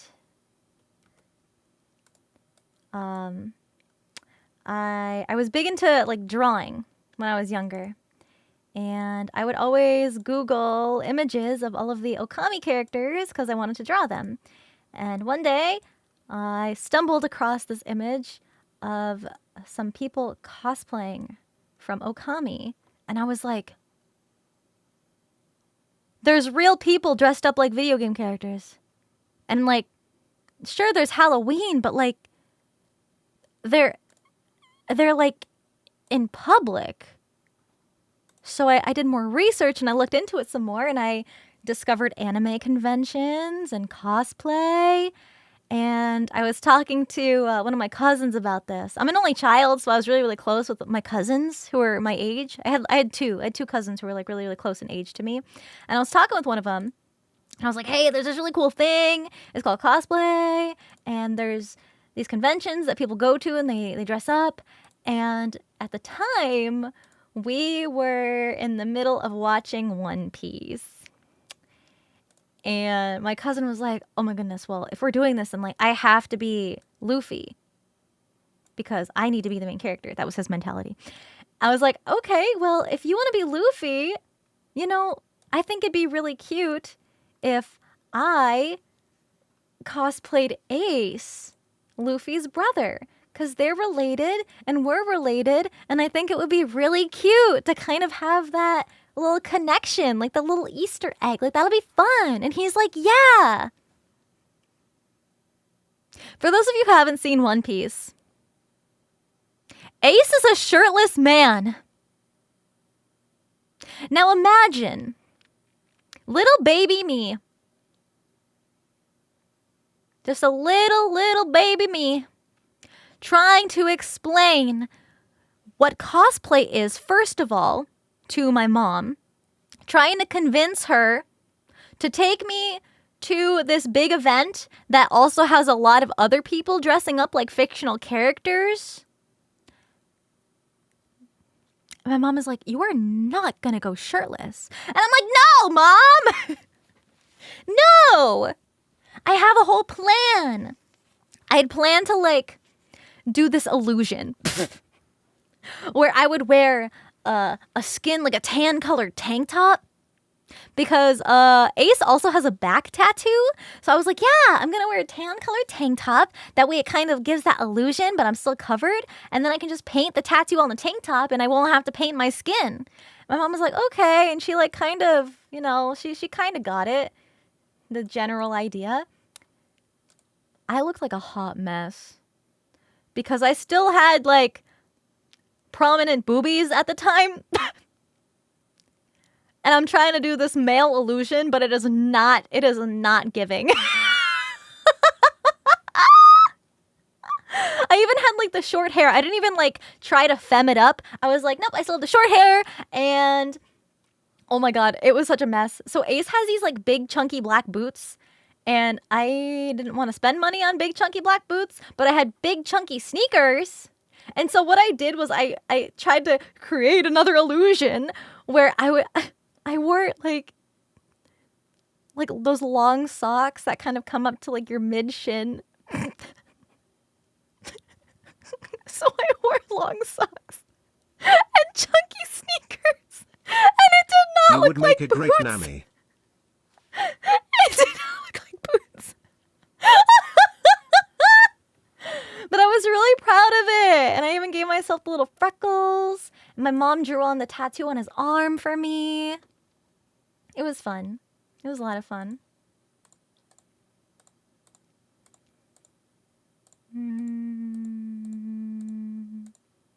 I think that's everything. The beginnings of a cosplay is always wild, true. All right, now that we have this, let's change the stroke color. And now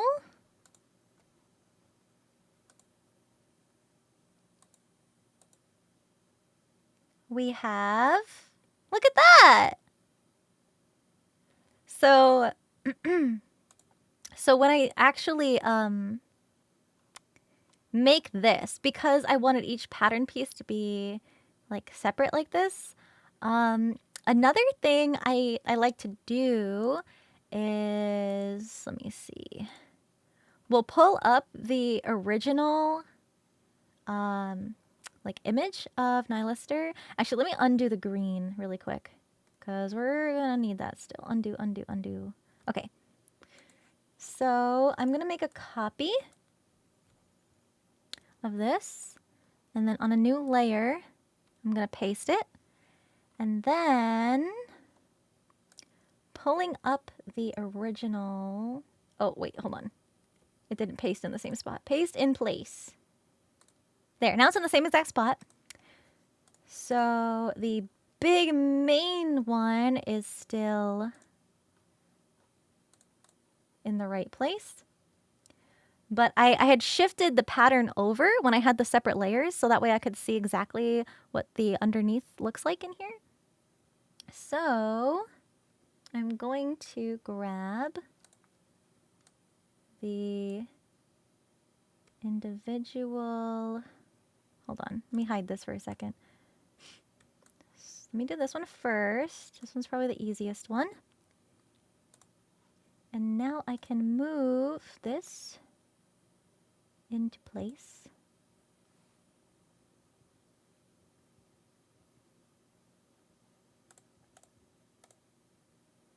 Zoom in. Rotate it a bit. Nudge, nudge, nudge, nudge. Almost. A little more.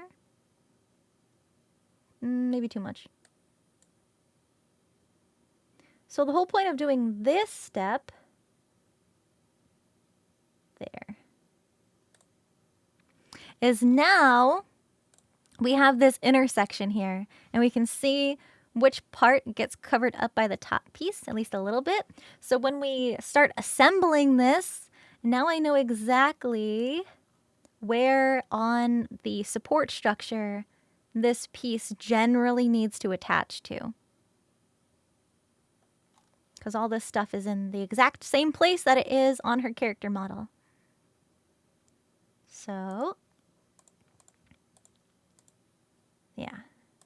It's like right there. So now we can zoom out and take the next one. You want to make sure all of the lines are select them all.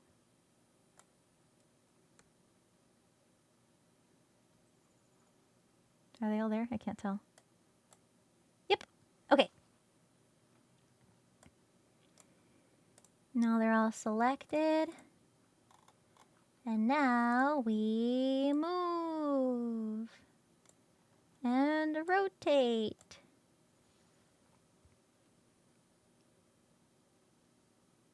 Secretly an engineer? No, my brain's not that big. I appreciate the compliment, though.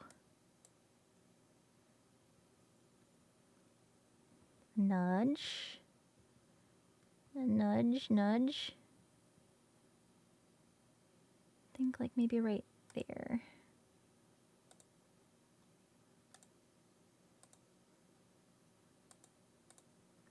Yes. Perfect. And then this last piece. Ba-dum, ba-dum. We also want to make sure we grab these. And these. Oh. I missed a path. Did I grab it? Yep, okay. So now the last one. We bring it around.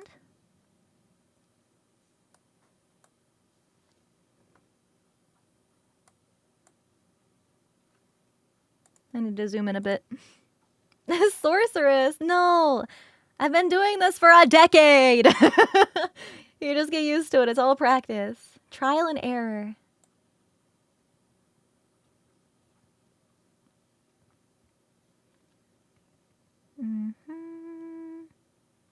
Nudge, nudge.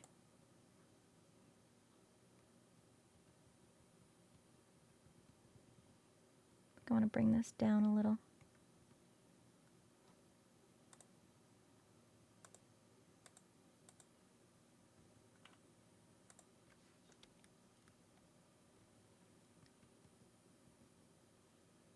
There we go. It's like right there. Up a little.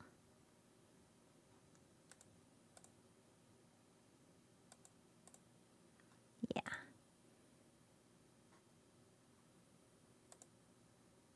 Boom. And now we have a separate pattern of the same thing, but now they're positioned in the exact places. So now you can kind of understand why I spread them out a little bit more in this pattern. So that way I can cut them all out individually and then put them together like this. But if I were to have traced them all jumbled up like this and then cut out the pattern, then I'm cutting off the top half of this other pattern. Cut out of the foam on Scream too? Green screen the hands? I just show my hands. My normal crafting streams are usually with a hand cam. So yeah. I've done like Legos, I've done pixel beat art. I'm actually going to be doing a hand cam on Friday. I'm going to be making more Pokemon pixel beat art. It's going to be a collab with Cottontail. Cosplay's going good. Any progress is good progress. Kaza, thank you for 23 months. Cousinzilla, thank you for 2. Thank you, thank you. Hands real? Oh, yes, real. Yes. Okay, I'm actually gonna name Wing. Wing 2. This will be Wing 1, because we're gonna have a lot of layers in here. Okay. This will just be Wing. And then we have wing support 1, wing support, and then Nihilister, line. That's my height line. These are the hands of a working man. Yeah. I've got gross beat up cosplay hands. Alrighty, so now I can hide that. So I already had those 2 pieces dragged into this document, ready to go. So now next, I'm kind of doing this I'm judging it based off of how easy it is for me to see the individual patterns. So I guess we could start. Let me look at the shoes.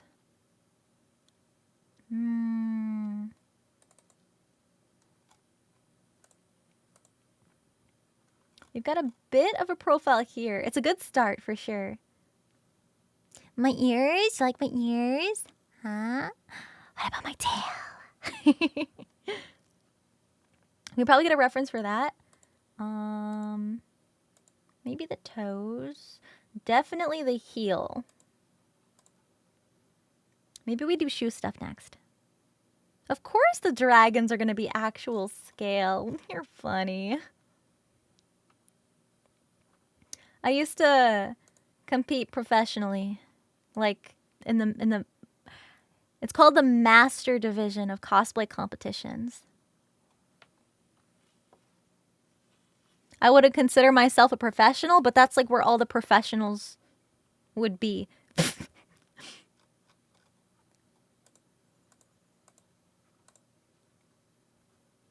Enhance. They gonna shoot fire too? No, but they are gonna hopefully light up and spit smoke. Okay, let me see if this is higher quality.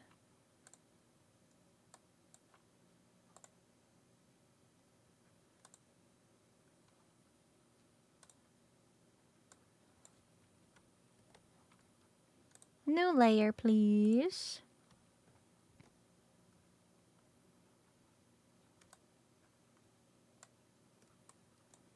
Let's see.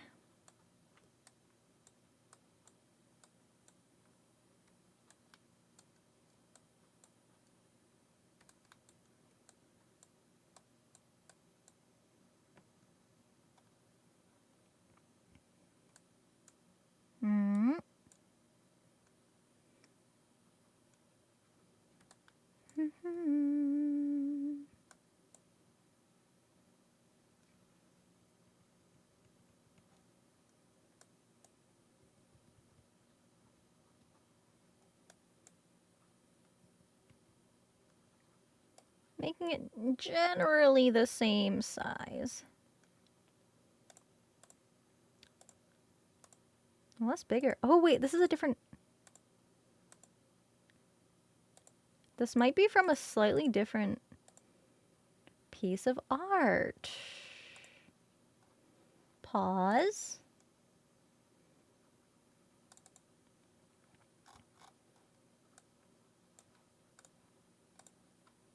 Pause. This one is the same. Okay, maybe I should separate it.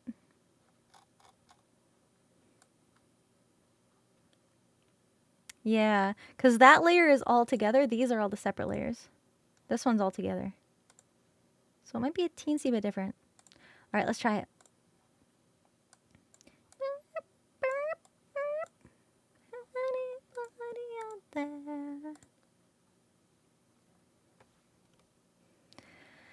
Paste, new layer. Okay, let's hide this one for now again.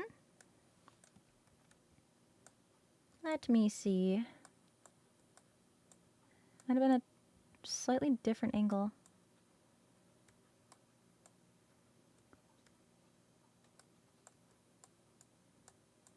I'm just trying to see if the image resolution is higher quality.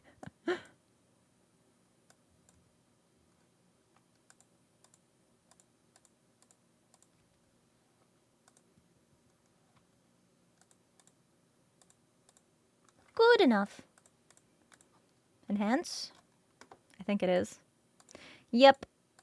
Ever so slightly higher quality, but I will take it. Yeah, this line is so much easier to see here than it is here. Cosplaying my succubus model? No. No, thank you. Alright, so we might as well add... Yeah, this is a different... Okay, I'm gonna... Yeah, I'm gonna remove this layer. We don't need this. That image will be handy for when I actually start construction, though.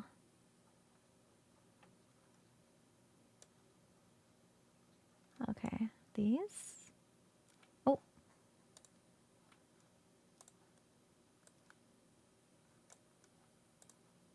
We don't need a whole new file. Oh, let me lock this layer so it doesn't move. Okay, where are the toes? No. Where are the toes? Which layer? This layer. Okay, new layer for the toes. I'm gonna have the coolest looking toes at the con. You watch the ad so you can get ad revenue. Aww. That's very sweet.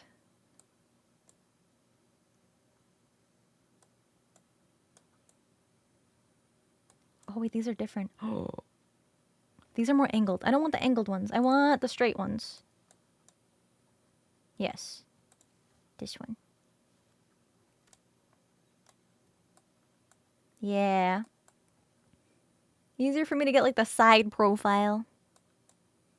So I know the shapes.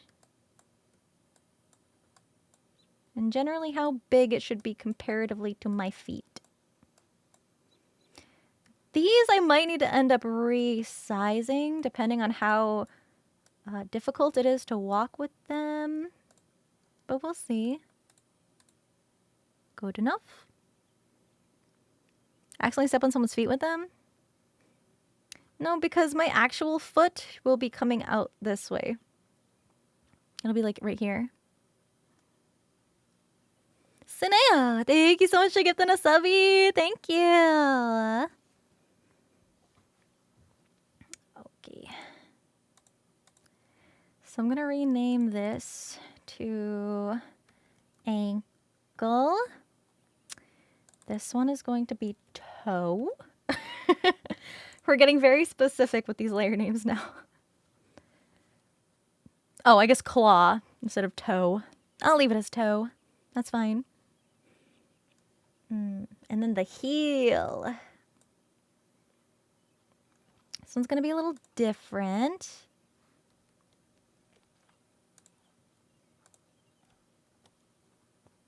Because we don't have an exact art reference to line this up to. But I still can at least get the general size right here.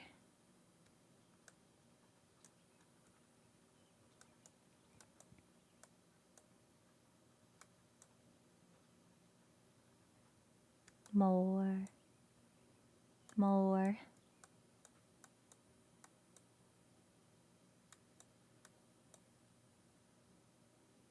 Bigger? I think it might be a little bigger.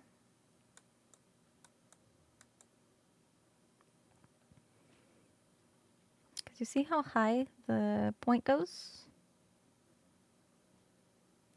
Pause, champ.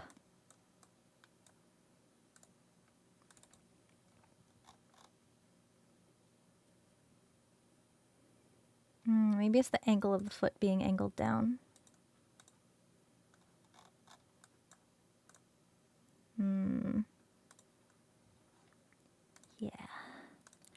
Maybe. Shoes.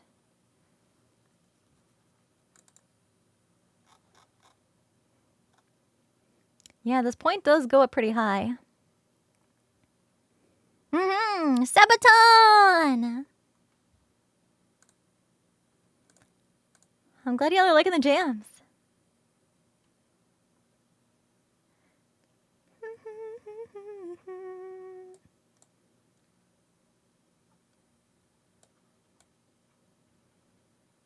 Okay, I guess bigger then. I don't want to make it too big. Oh, I feel like that's way too big. Well, maybe not.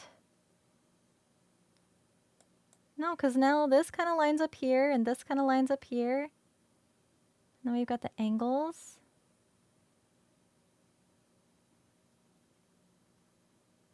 The top of that. And then these, and then that. I don't know, it almost looks like it should be bigger. I don't want to make it too big.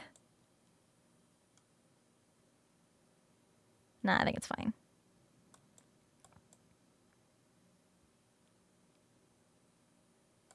Maybe it should be if the toes are that big. Okay, a little bigger.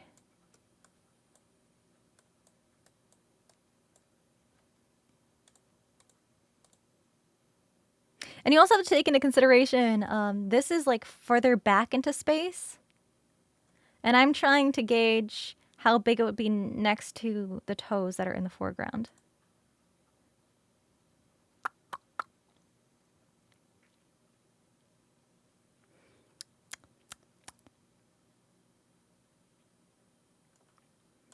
I think I'm gonna leave it this big.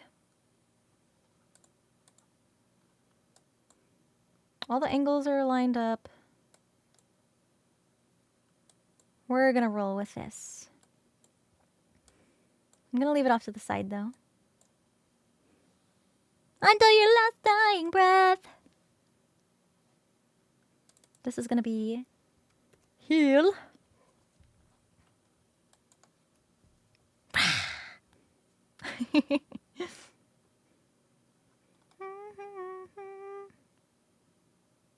Noted on schedule. My schedule is all in hammer time if you're looking at my Discord schedules.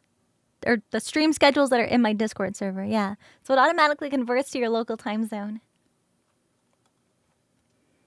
Okay, heel, toe, ankle. Okay, those are the next patterns I am going to make. But my collab with Fillion does start in about 40-ish minutes. So I think this would be a pretty good time for a little pause.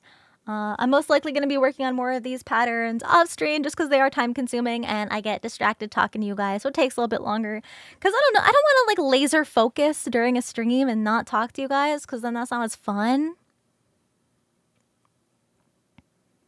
Yeah, the command Discord. You're able to join. Oh yeah, I always put my all into cosplays. I'm just like really picky and a bit of a perfectionist. So, yeah, let's switch back over really quick. Hiya! Hiya! Interesting to see the process. Yeah. So, now that you guys have kind of seen one stream of how I do my digital patterns, I'm not sure if I'll be streaming more patterns like this. It all depends on how much I get done this week, but I am going to be busy with other stuff and trying to get my new PC set up, all of the other behind the scenes funsies, so we will see. But if you want to see the collab with me and Fillion, stick around. I will be raiding into her in just a little bit.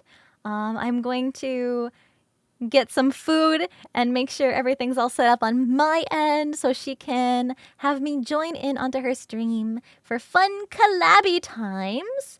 So yeah, like I said, not sure what the next, what day 2 of the Nihilister build would look like.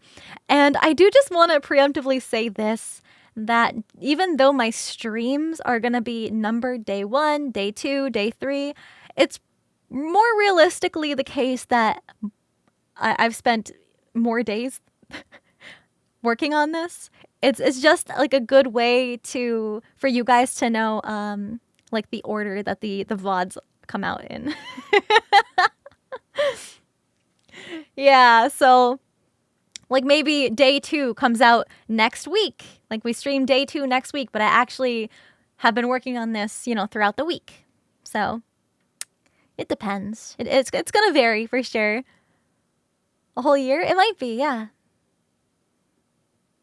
Realistically, to do some work off stream, but nice to have numbered VODs. Exactly. Yeah. No, I'm not scared of the wait because I've got plans A, B, and C. And my body is also very used to me pushing it to the limits from doing crazy cosplay. Time for the SpongeBob narrator cards! 2 weeks later. Hi, we're streaming again. More Nihilister. My goal for this Nihilister build was probably like at least like a solid day's worth of work every week. Obviously, it's probably going to take more time than that to get it done. But we'll see. We'll see. I am going to try to be working on this in my free time because normally my free time is just like, I don't know, working on stuff and planning new things. But I want to try to take, like, set aside time out of my day to just do something fun, which is cosplay, because it's something I really, really like and enjoy. So it's like a fun hobby. It's like a nice, healthy hobby that I get to do, and I get to force myself to have fun free time. Yeah. Much more than 2 hours later. Yeah. Yeah, it's a bit more than just that. Oh, wait, let me save my documents.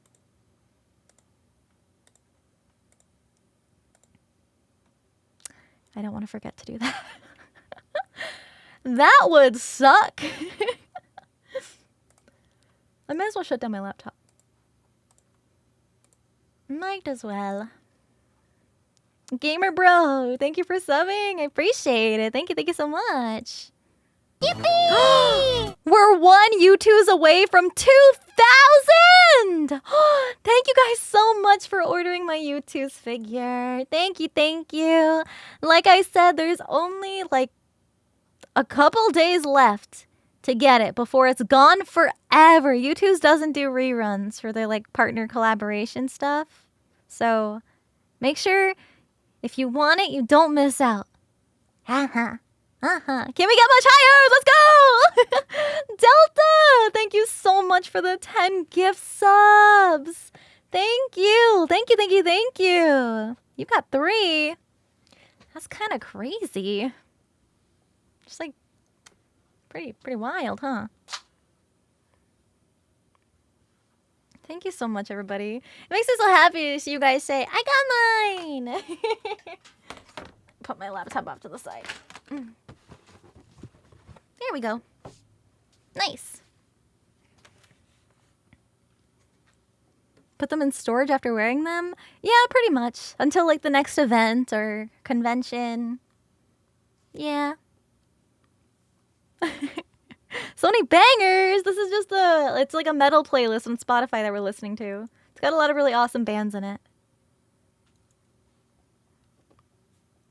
You did a really good job. Yours. Thank you so much. Thank you for everything, you guys. Again, don't forget to join the Discord server. All my streams that are scheduled for this week are in there. So if you want to know when I'll be live next, that's where you want to go. I will be live again tomorrow and the day after that and the day after that. So a bunch of streams in a row this week. So I really hope to see you guys again tomorrow. But for now, we are going to raid. Hold. Pause. My buttons are breaking. Why? Why did you break? All right, did I fix it? Nope. Hold on. Did I fix it now? Oh, that's why. That's why it was broken. Oh. Yay, now it's working. Yay. Okay, so So, you know the drill. We're gonna go say hi to my little Philly cheesesteak. Don't tell her I call her that.